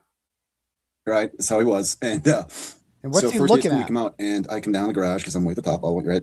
And here he is. He's standing in front of his car. I didn't know it was this guy, but he's standing in front of it. And the car broke down. So I said, hop in, I'll give you a ride home. So I drove home. I was like, you're like 15 minutes from my house. Like, if we're going to commute, I can come up to your house. We can commute together. And that's how it started. And so that's 4 years of that. And so you guys carpooled because his car broke down. Tell us about John. Okay, I'll tell you about John. Well, we parked in a garage together, and I was on the 5th floor because that's a really relevant detail, and he was on the 1st floor. And then his car broke down, so I got in the car, and then we were like, hey, we live close to each other. Why don't we carpool? Thanks for telling us about John. We learned a lot about John from that conversation. We ate it together every day? Every day. Wow. Wow. And oh, it was my no God. decent. So back then we had co-op. Yeah. And, oh, yeah. Yeah. Tell us about we that. We tried the co-op thing, and then he was like, listen, let's get out of here. Let's go graduate with our friends and get out of here early. So we did it in the 4 years. What? And, went to school in the summer too. So, but I mean, what? We did everything together, concerts and games and everything. So that's when we started going to, he went to opening day, Red Sox all the time. And that's when I started going with him. I had a good streak. I don't know. Just look at her face. Look at this chick's face as she pretends to like give a shit, and she pretends to like think this is funny. Like, oh my God, this is so funny. These stories are so funny. You're such a funny guy, John Jackson. Tell us more about John, but mostly yourself. 12, 13 years, 14, something like it was long. Every year it was great. Wow. And Then then I stopped, and he still went. He had other crews and other people. Every once in a while I'd go and show up. But that's funny. So we used to go to the Red Sox together, and then he went with other people, and they're like, oh my God, that's so funny. That's so funny how he hung out with other people. It's kind of the background how I met him, and then it was on from there. So it was on from there. Yeah, he's part of my life. So he's just a great guy. So great guy. That's kind of great guy. Part of my life. We would hang out all the time. Every we got that. Yeah, every day, every night. Every day, every night they hung out. All he wants to do is talk about himself and put himself in proximity to John O'Keefe, because John O'Keefe's famous now. And so he's like, yeah, but let's talk about me. I knew John real well. I don't really have anything specific to say about him other than it was me and him. We were best buds. We were pals. It's just us roaming the countryside together. Me and the crew. We go out together all the time. And I can, like, he was so quick-witted.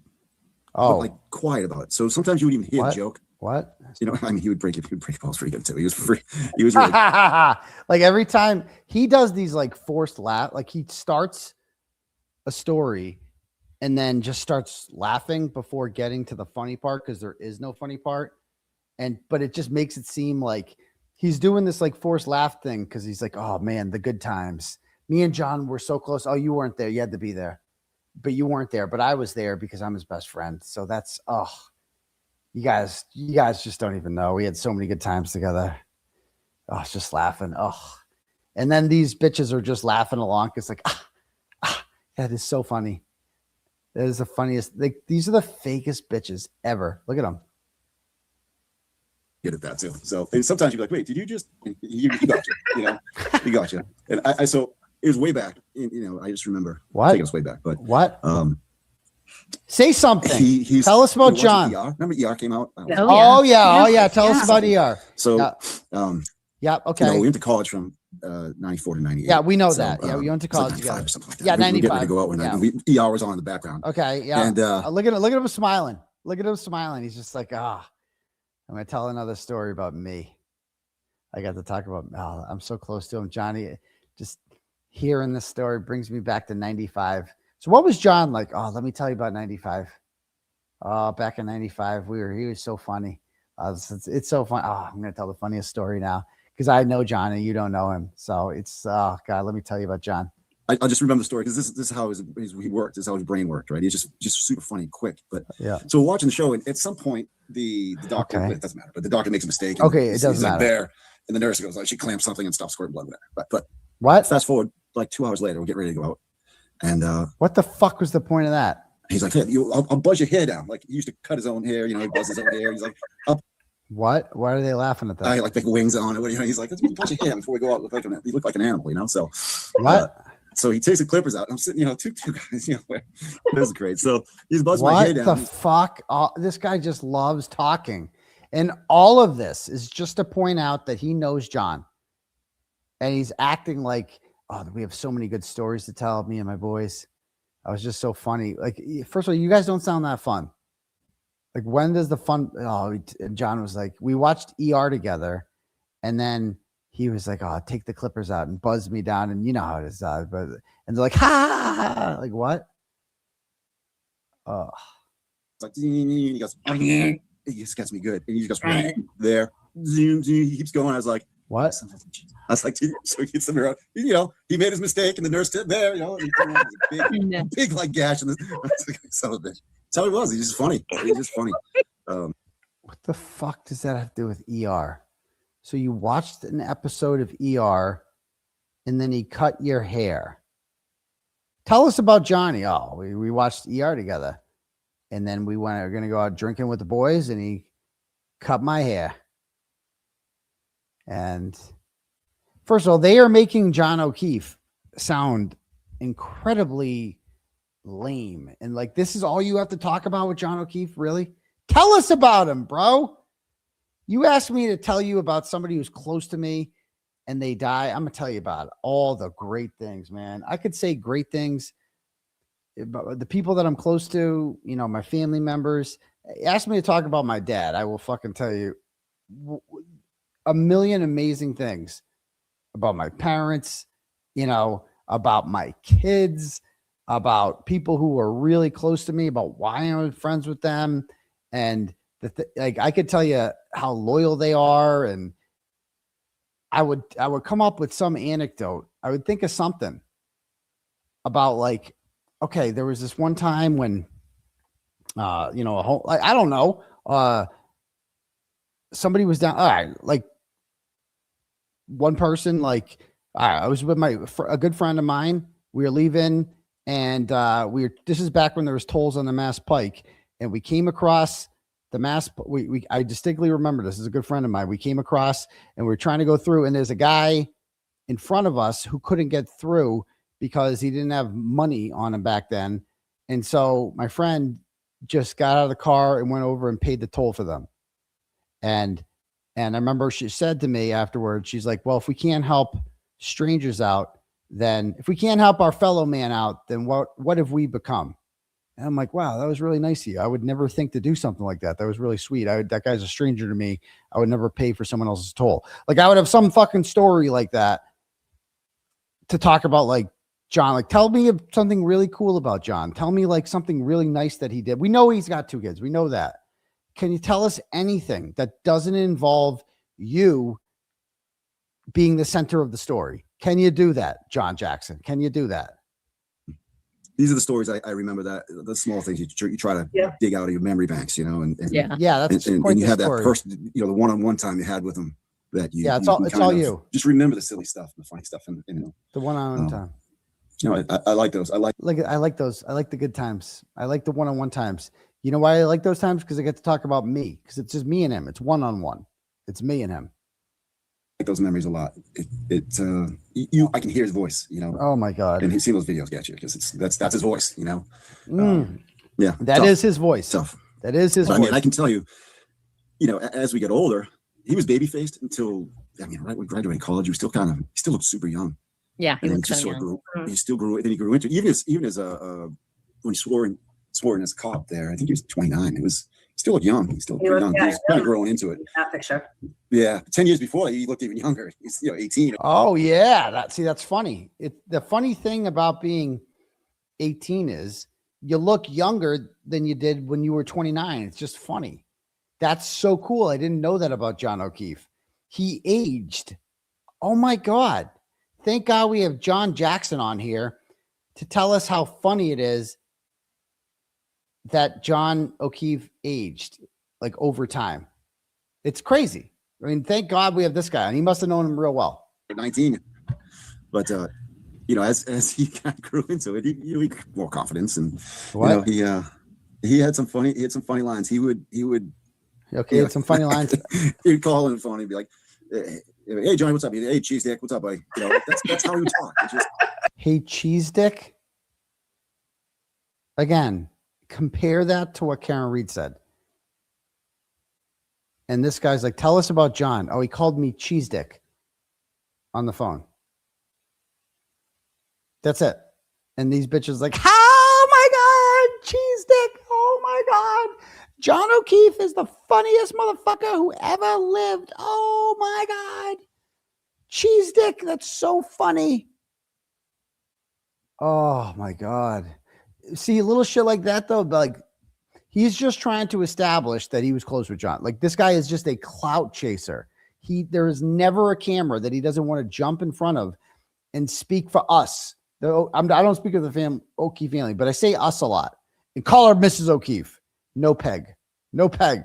it's just a thing. You would just say it, it wouldn't be that all the time. It'd be something else, right? Crazy, whatever, You dry one-liner. His jokes were super funny. Oh, so they were like dad jokes when we were kids too. Yeah, cheese dick, so funny. But I tell some. I was telling some of the guys some of these stories, like yeah, some of the guys. When Johnny was not in a relationship, he was always. It was different going out with him when he wasn't. He wasn't with somebody. He was looking for somebody, right? So, that's funny. When Johnny wasn't in a relationship, he was looking to hook up with chicks. Holy shit. So he's like every guy who ever lived. That's a really specific and interesting story that gave us insight into who John O'Keefe was a person. Thanks for sharing that, John Jackson. I'm convinced this guy doesn't know John O'Keefe at all. If all you have to say about him is he called me cheese dick in 95 and then shaved my head when he got drunk watching an episode of ER. And then we commuted together because I was parked on the 5th floor and he was parked on the 1st floor and his car broke down. I mean, this is it. This is all you have to talk about. Tell the story. Oh, you're so funny. So we go to Red Sox game. It wasn't open day. Yeah, tell us another anecdote. I don't know if people knew, but no, I didn't know. Tell us. His brother-in-law, but Kristen's husband. Yes. His father was the CFO of the Red Sox for years. So we used to get incredible seats. Yeah, we used to we'd sit with the wives and the families and stuff. It was great. It's so funny. Some seats once in a while, Yeah. Oh, but wow. You get random seats. You get good tickets. It was fun. Wow. Okay. Awesome. Many Red Sox games. But oh yeah, tell us. Many games. We got these great seats at third base. See how he always does that? It's like he always does the laugh. Like he's like, I'll tell you a story about John. Let me tell you about it. Oh yeah. I mean, he never looks at the camera. Yeah, let me tell you about John. Oh yeah, we had this story, and yeah, that's Johnny. Oh yeah, John. Oh yeah, let me tell you another story. Yeah. I mean, this guy doesn't even know John. I'm convinced he doesn't even fucking know him. Again, compare and contrast this to Karen Reed's comments. Actually, I'm going to do that right now. I'm going to bring up Karen Reed's comments on the Today Show.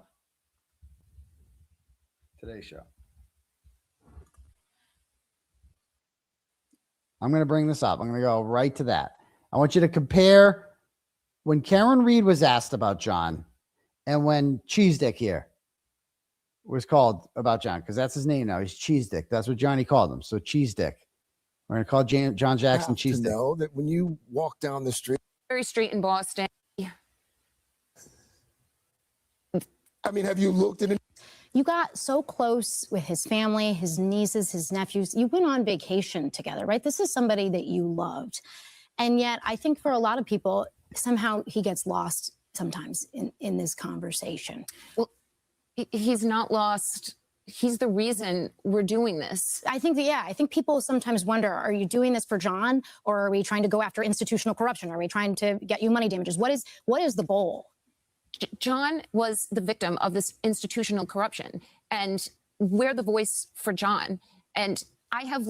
And just compare how intelligent and well-spoken she is to John Jackson. How she can explain it, articulate it. It's like there are two sides of this. There is an intelligent side and there is a retarded side.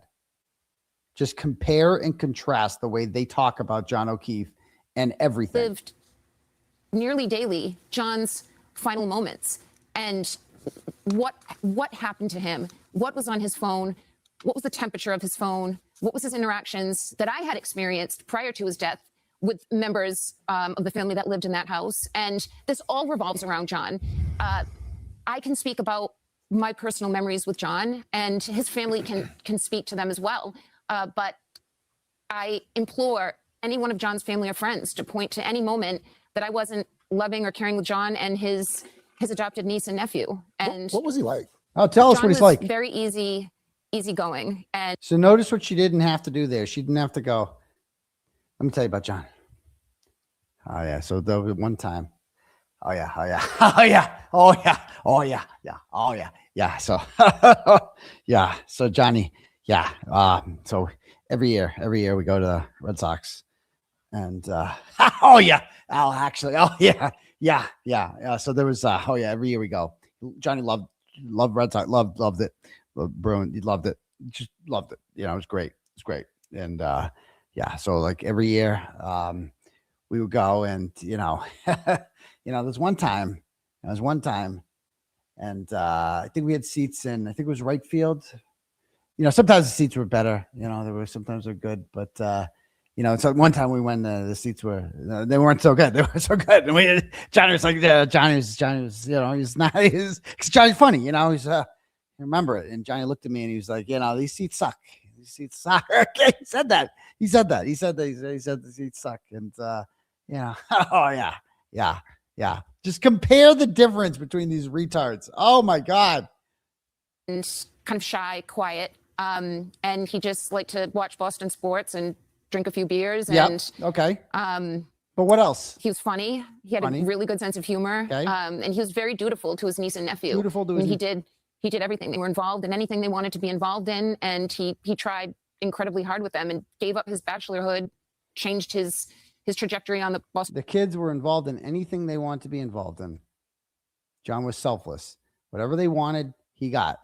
John Jackson wouldn't know dick all about the kids because he never met Karen Reed, which means he wasn't that involved in John's life. Because Karen Reed was a daily part of their life, and John Jackson was not. So John Jackson knows dick all about the most important aspects of John O'Keefe's life because he wasn't there for them. He was there in the 90s when Cheese Dick and John went to Red Sox games and listened to music in the car on their commute to Northeastern. Police department to care for them. So he was incredibly sacrificial. We know you're fighting the civil suit that's been filed by his family, but if you could talk to his family today, what would you say to him? I don't have anything to say to his family. I interacted with them for several years. John and I had actually dated a long time ago when we were in our early 20s, and I was caring and I believe generous with them, with my time, and we did spend a lot of time together. And they experienced who I am, and they know who I am. Beyond the civil suit, what comes next for Karen Reed? What are you going to do for the rest of your life? I don't think we're done discussing.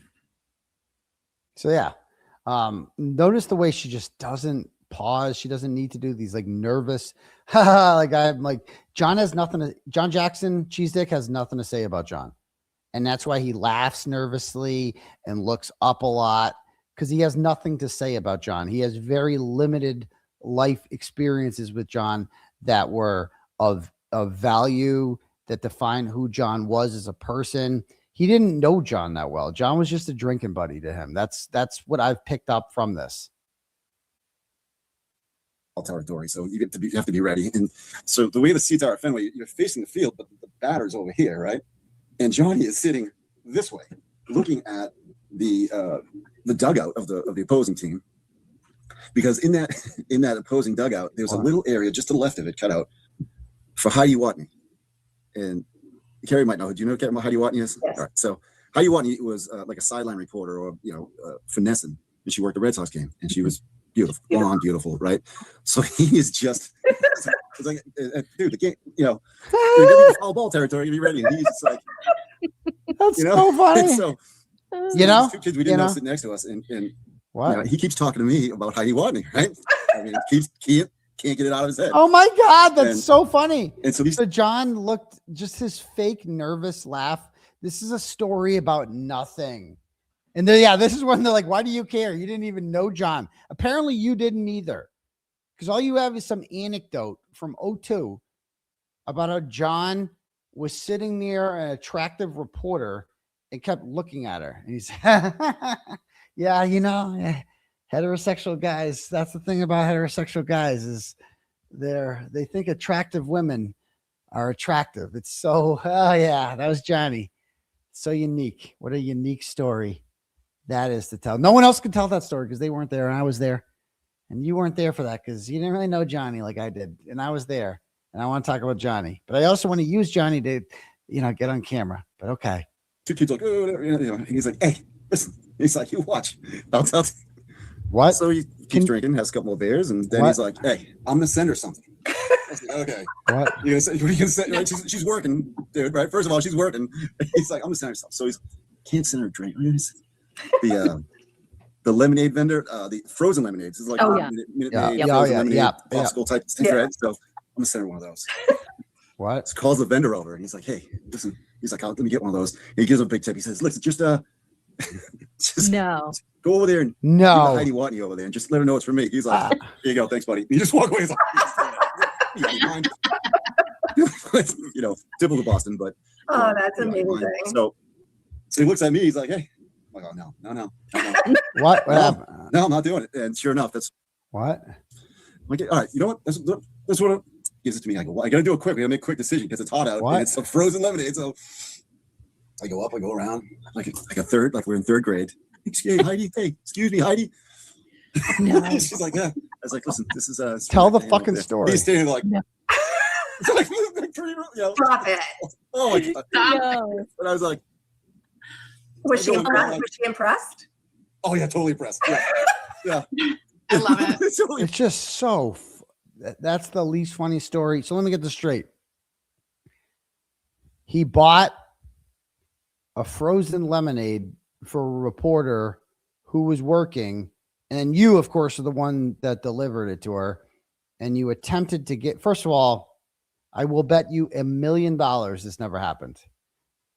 Because 𝗬𝗏𝗏𝗏𝗏's on the field. So how the fuck are you going to give it to her, a frozen lemonade to her if she's on the field? You ever been to Fenway Park? It sucks. There's not a lot of like room to, like the reporters aren't down in the wooden seats here. Like, what is he talking about? And he just paid for a drink to send it to 𝗬𝗏𝗏𝗏𝗏, and 𝗬𝗏𝗏𝗏𝗏𝗏, what happened? That's the story, cheese dick? These bitches can't get enough of it. Red Sox shirt hat on. That guy with the Red Sox shirt. Yeah, the guy with the Red Sox shirt on the Red Sox game. Yeah, the idiot waving at you. So that's sort of like how it was when he wasn't. What? When he was not in a relationship, that's what it was like. It was like trying to corral him and say, "Hey, we're going." And it's those are the stories. Those are the funny things. There was we used to go to a lot of Bruins games. Oh, Bruins! And, wow. One of Johnny's good friends. Wow, I never saw that one coming. Next thing you know, he'll be telling me that he likes the Patriots. That will be the really crazy spin on this too. If a hometown Boston guy likes the local sports teams, just tell me about the Bruins. Tell me about your trip to the Bruins with him. Friends used to bartend over at the Fours. Oh yeah, which is do I have to spell it, Lydia? So the Fours, F-O-U-R. Right? We talked earlier. So oh, he's so funny. That's so funny. Oh my God. We're gonna have a little translation running across the bottom. Oh my God. So over at the Fours, and so we go over there after the Bruins game, and so there's one time we go over there, and it's not that busy, but it's after the game, and there's this beautiful blonde woman sitting at the bar, and she came in with Lyndon Byers, LB. Okay, Stop. you know Yeah. So she's with LB. So for those who don't know, Lyndon Baez used to play for the Bruins. He was their enforcer. So he was the fighter. Not really a goal scorer at all. Just there to fight, right? Is that funny? They're just like, oh my God, it's so funny. And we used to, it was great. It was great to, he was very personable. I met him a few times, but this is before I met him. And sure enough, he knows everybody at the place. So he leaves her at the bar and he goes and he talks to all the people and he's whatever. Johnny gets up and he goes over and he starts talking to her. Stop. What are you doing, dude? Oh yeah. This is what right? Stop it. So he goes over, he starts talking, he's buying a drink, whatever. And so did he know that she came in with LB? Oh yeah. 100%. 100%. Oh my God. So this is what I mean. It's what it was like to go out with him. He's fun. Hilarious. It was funny. He was serious about it. He wasn't like a right. Wasn't like, so John was a pussy hound. You're asking us to tell a story about John O'Keefe. Tell us about who he is as a man. Oh man, he fucking loved pussy. He didn't care. Lyndon Byers comes in the bar with a girlfriend. Johnny did not give a shit. Johnny was like, that means nothing to me. I'm fucking her. Either way, cheese dick. Now go talk to LB. Go distract LB, cheese dick, while I try to steal his girl. Do it. Like mean or like creepy about it. Like the party is a little creepy, maybe just a little bit. So like a little bit like childish way, but so he goes, he's talking to her, and he's there for like an hour. LB doesn't even come by; he just keeps going right. So I'm in the boys' room at one point, and he comes in. Did he give her the McMorgan's treatment? If he doesn't give the McMorgan's treatment, I don't understand what the point of the story is. Does she get the full McMorgan's or not? Let's find out. And I said, dude, listen, right or wrong, I don't care what happens. I'm there. I will fight. I'll do it. I am not taking a punch for this. I'm not getting punched by LB. No way. Being stupid, dude. Don't be an asshole. Like, I'm not involved. Like, if this goes down, you're on your own on this one. You know what you're doing. So, the best case scenario happened. No, LB finished talking to his friends, and he walked by and he just says, "Let's go." She gets up and walks out, and I was like, "Thank God, thank God." Yeah. He's just like, just look at us like, oh, that's what did you hilarious. Think? So John went home. So he flirted with someone else's girlfriend for 45 minutes, and then the girl left with her boyfriend. Fucking thanks for telling us about John, dude. Thanks for telling us about John. It was funny. So that's how he was. Funny. He was comical. He was just, and he would say stupid, dry stuff and funny stuff. Even in those situations, he'd be like, I can't say all the comments, but he would say some funny stuff. And I remember those moments that are like burnt in my memory. It's for how funny, because then you go out and you laugh about it. You can't stop. Like, who are you going to do? Right. He's going to get you. He's going to put your shirt over your head. And, so those are some of the things I keep in mind. John Jackson also notice he like looks up a lot because he's thinking about like, how can I bullshit the story and make it about me? That's all he's doing. John Jackson has kids too. That's a commonality that he has with John O'Keefe. So like, talk about parenting, like the way you guys talked about raising your kids. You must have some new story because all these stories are 1,000,000 years old. This is back from when you guys were calling each other cheese dick 30 years ago. Can you tell us something new about John? When's the last time you hung out with them? How about that? And in moments where it's like the worst, right? So you're having tough moments and you think about those and you can't help it but laugh. You just have to laugh about it because you have to pull that out. Yeah. And and then really, really let yourself go to that moment and laugh about it. Yeah. So I mean, I can tell you, I don't know if it came out a little bit in the trial about the shoes, taking the shoes off. Yes. Yeah. He was very anal retentive. It would be the best way to say it. He was very. So we'd walk through the house and you take the picture and you just like a little bit and you keep walking and you just wait. You wait, he'd walk by, he'd just not say anything. You'd take his wallet and you'd move it just a little bit, and he'd walk by and just get back. And of course, if there's a bunch of us over and we're all doing little stuff, he'd be like, and finally be like, "Oh, you guys are fucking with me." He's like, "Oh yeah, we are. We've been doing it for a while. You just caught on, And I've told the story. I don't know if it's been on any of the shows, or I don't think it made it anywhere. But Johnny's sister Kristen she was awesome. She was amazing. She died. Yep. Let me guess. She had this laugh that. It was like a big booming laugh, and it would you could hear it rooms away. It was very, very funny. Okay. They had like such a crazy good relationship. Okay. They were so close. Even before she got sick. I mean, they were super close. Because thieves, and she would mess with them too. And I told the story a few times. One of my favorite stories. It was one of the moments where you like realize more stories. how No more stories. Pretended he was. Oh no. It was a Super Bowl party, and it was at his parents' house. Oh God. A bunch of kids, Paul's friends were there. Johnny's, a few of us were there. A bunch of Kristen's friends were there, and we're all in the kitchen. And at one point, let me guess, the Cowboys were playing, because that seems to be how old your stories are. Johnny goes to the bathroom, and Kristen walks over to the. She's like, "Hey, watch this." She walks over to the microwave, and she hits the button. Right, just hits the button, so the time's not showing. And she's like, "See how long it takes." Just see how long it takes him to notice. And he had this walk where it was like he just kind of like. It's just how he walked. It was this. Terry Roberts talked about his walk too. Yeah, he was crouched over a little bit, like, and he walked in, and he just walked right, like as he walked in, break stride, walked right in. No, he fixes the clock, and the room erupts. It just erupts in laughter. She's like, I told you, he knows right away. Oh my God! Oh my God! I wish you guys were there. Even Julie Carpenter's having a tough time pretending to laugh at this story. You're like, bro, this story's not funny. Johnny goes to the bathroom and then we mess with him. Oh my gosh. We move his wallet. And then he's like, you guys moved my wallet. And now it's funny. Oh, Johnny, we got you. Oh, everybody's exchanging money for who won the bet. We didn't have time to bet. That's how quick he did it. He just literally walked in the room, didn't even break stride. Boop, hits the button. And it would. Oh my gosh! But that situational awareness probably helped him in his job. Wow. Definitely. Yeah, I've said it before. He was like if you went into a concert or you went to a wherever, he would be the one to know where the exits were. And like he was that guy. He was super aware of all that stuff that went on, and we were like, but you just take care of us because none of us care. We have fun. That's so funny. Johnny knew where the exits were. Oh, thank you, Johnny. Thank you. He's not telling any stories about who this person is. He was kind. Tell us a story about when John did something kind. Tell us a story about when John did something selfless. Tell us a fucking story that doesn't involve you. How about that? Tell us a story that doesn't involve John pounding Bud Lights, right? And trying to hook up with the chick or like hanging out. Like, tell us something about who John is. Please. Do you even know? Do you know anything about this guy?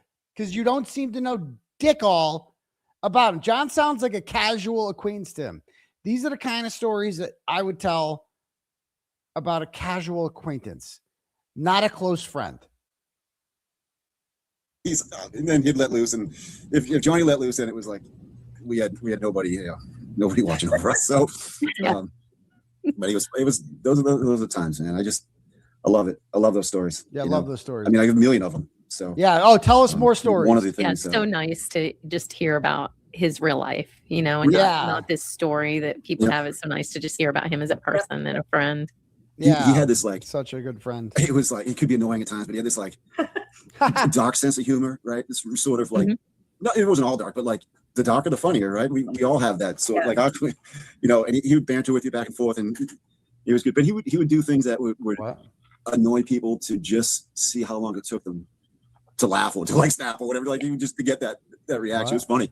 That's the Irish gene pool. Yeah, I guess. Yeah, it's probably us. Yeah, we all have that over here. There's a story I was telling 2020. And good. Another story. They didn't put it in. Oh, good. But we went to can't imagine bar why. once, and can't imagine why. My girls love the story. My girls. Okay. There was, we're playing pool or whatever, and there's a jukebox there, and he used to love the song "Sweet Home Alabama." Everybody knows he's an Alabama fan, but he used to love the song "Sweet Home Alabama." And he goes over the machine, he puts $20 in, whatever it is, and he plays the song 20 times. It's probably $5, but it was a while ago. So he put the money in, he plugs it in, and he sets it 20 times. Plays the song 20 times in a row. So the first, right? Yeah, you can already tell how annoying this is, right? Yeah. So first song comes on, everybody's like, "Oh, yeah, I love the song." Everybody loves that song. Stop, It comes on again, second time, third time. People are like, "Oh, okay, right, yeah." Third time, sixth time, people are like, "Who played this?" And we're just playing pool, and he's like snickering to himself. He can't stop laughing, So we finally, it's just so forced. Nothing about their friendship sounds funny or fun.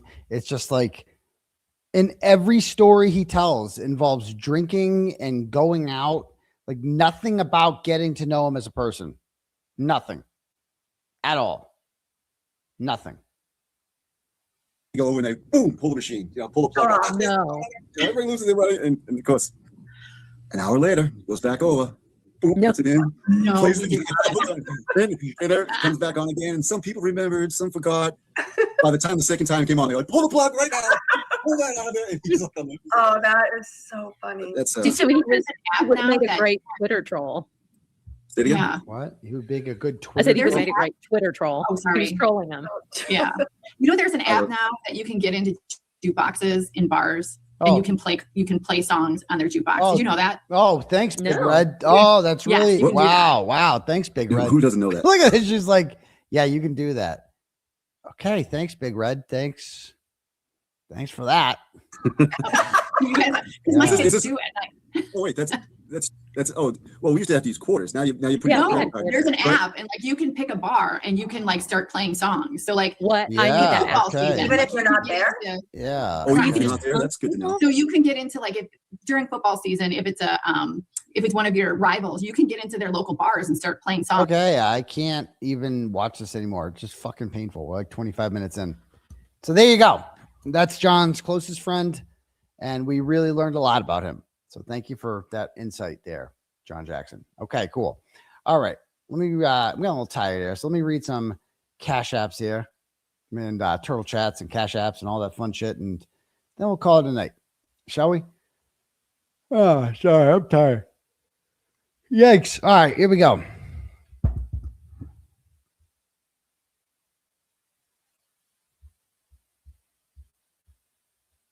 All right, we got Jody. Jody sends $25, goes, I think you got a turtle chat. Thanks. Keep your head held high. Be good to yourself. Fuck the haters. The grand finale is coming, and it's going to be epic. Turtleboy was right. Well, thank you very much for that.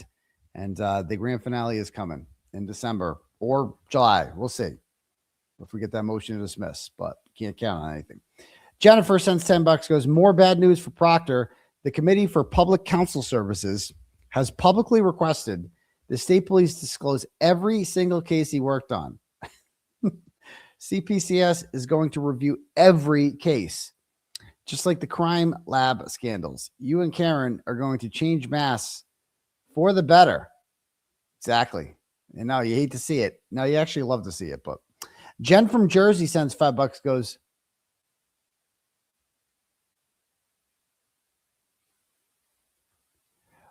it says, don't read this out loud. And then it says, read this though. Fuck Justin. Who's Justin?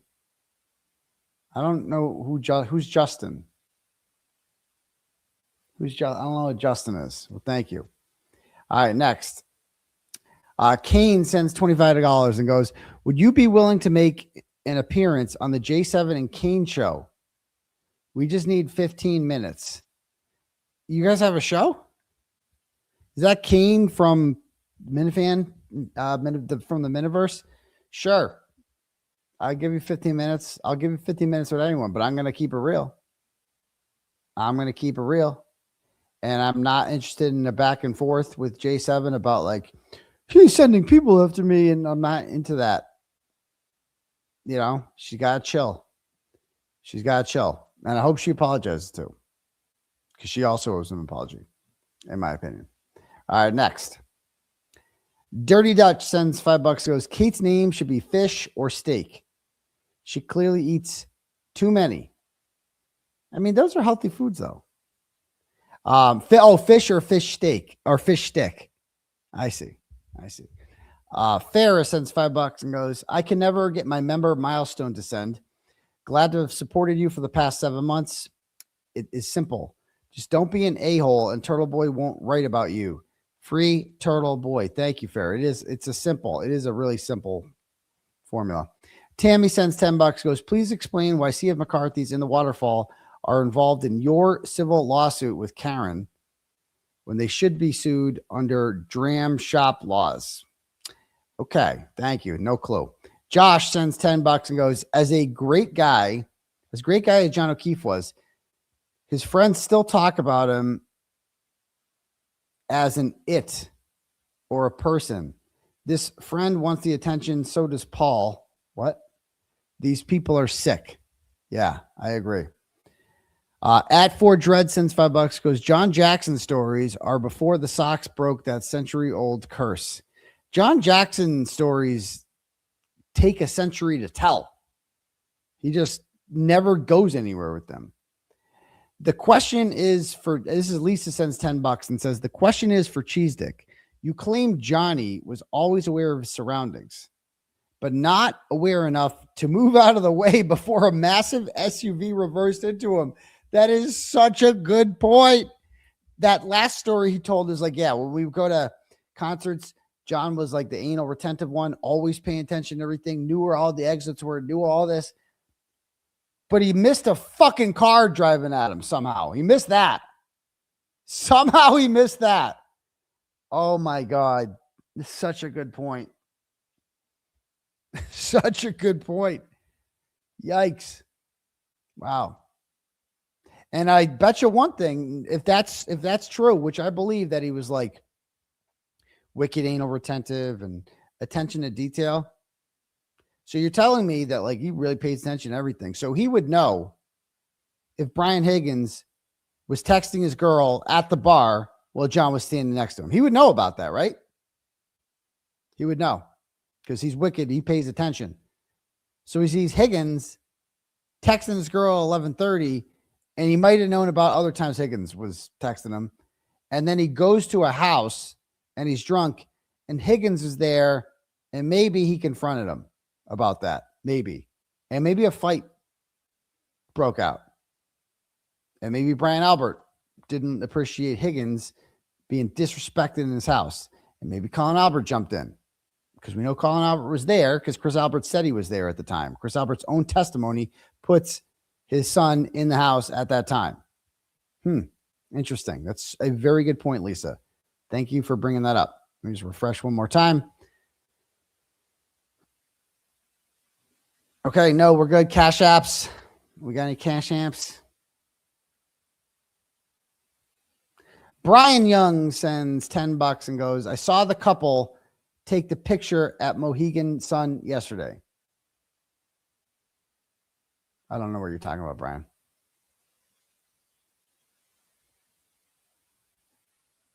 And some people are like sending $1. Just you're new here. I will not read. If you don't send $5, I ain't reading you. That's my policy. Don't send me a fucking $1. I'm not Twisted Tragedies working the day shift down at the 𝗵𝗵𝗲𝗄𝗃. Okay. This is like a real adult operation here. We don't do dollars. Okay. So thank you. Paula sends $66. I'll do that one. And says for my 66th birthday tomorrow. Well, thank you very much, Paula, and happy birthday to you. You don't look a day over 65. You look great. Thanks. Callie sends $5 and goes, so cows like pigs, but not turtles. True. Thank you. All right. And Emmy sends $20 and goes, play Peg's testimony about John versus Karen's. Maybe I'll have to do that too another time. Maybe I'll have to do that too. He worked in Dorchester. He gave me a real run for my money. Oh yeah. My husband over there. Oh yeah. We sleep in separate beds. For the last 25 years. He snores. He snores at night. So I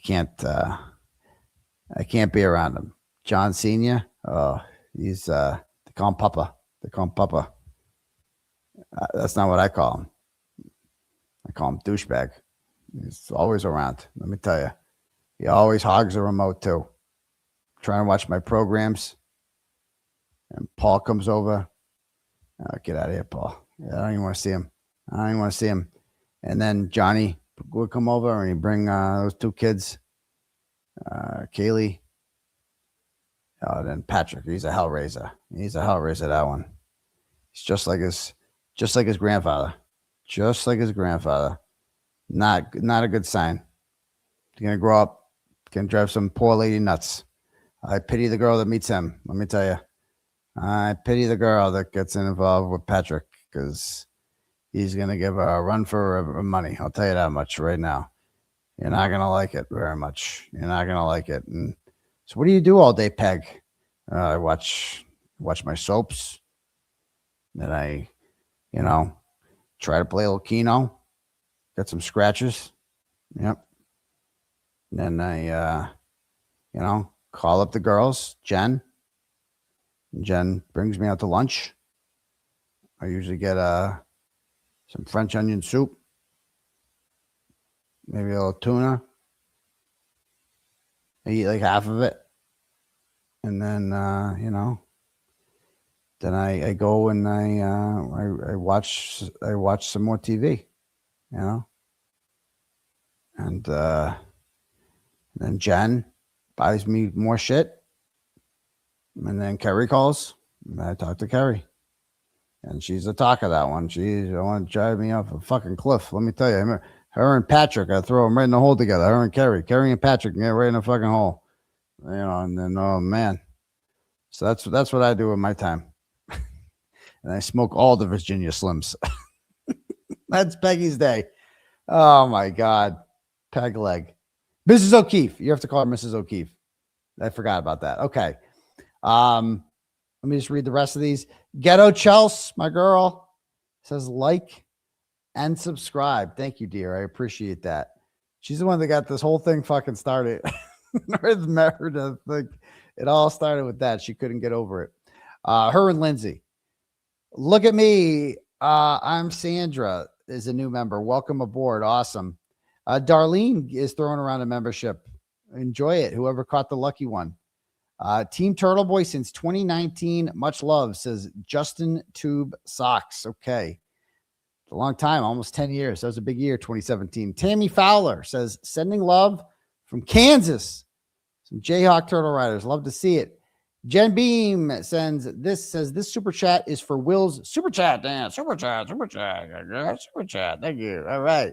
And Lawleen throwing around 5 subscriptions. Congratulations to the winners, folks. Congrats to the winners. So anyway, guys, I hope you guys have a wonderful evening. And we'll see you tomorrow for the bus stop live. But have a great night. And don't forget, guys, to brush your teeth. Peace to your bum crease. Outie.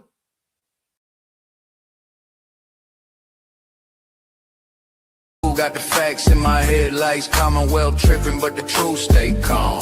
𝗺𝗫 and 𝗬𝗟, I'ma read them like Psalms. KP throwing shade from a broke down porch, but the files in my lap like a flame to a torch. I don't raise my voice, I just let the game speak. Steady with the grind while the crooked run weak. We just riding slow, gliding, paper stacking in the breeze. Turn the system up, let the whole town see. No mask on my face, no fear in my lane. I'ma shine that light on the ones bringing shame. From the courtrooms down to the city blocks, they can't hide from the truth, cause the truth don't stop. We just try to slow grind. Midnight oil burning, pen hit the pad slow. Every word cut clean like the rims on the 6-4. From Boston to Brockton, the whispers all hum. Turtle boys riding in the reckoning gon' come. Lally in the back room, 𝗺𝗃 on the phone, trying to twist the narrative, but they can't postpone. I'm just sipping on the facts while the city play pretend. True, got no curfew, I'ma run it to the end. See, this ain't about fame, this about that long game. You can duck, you can weave, but the truth still call your name. We just riding slow, gliding, paper stacking in the breeze. Turn the system up, let the whole town see. No mask on my face, no fear in my lane. I'ma shine that light on the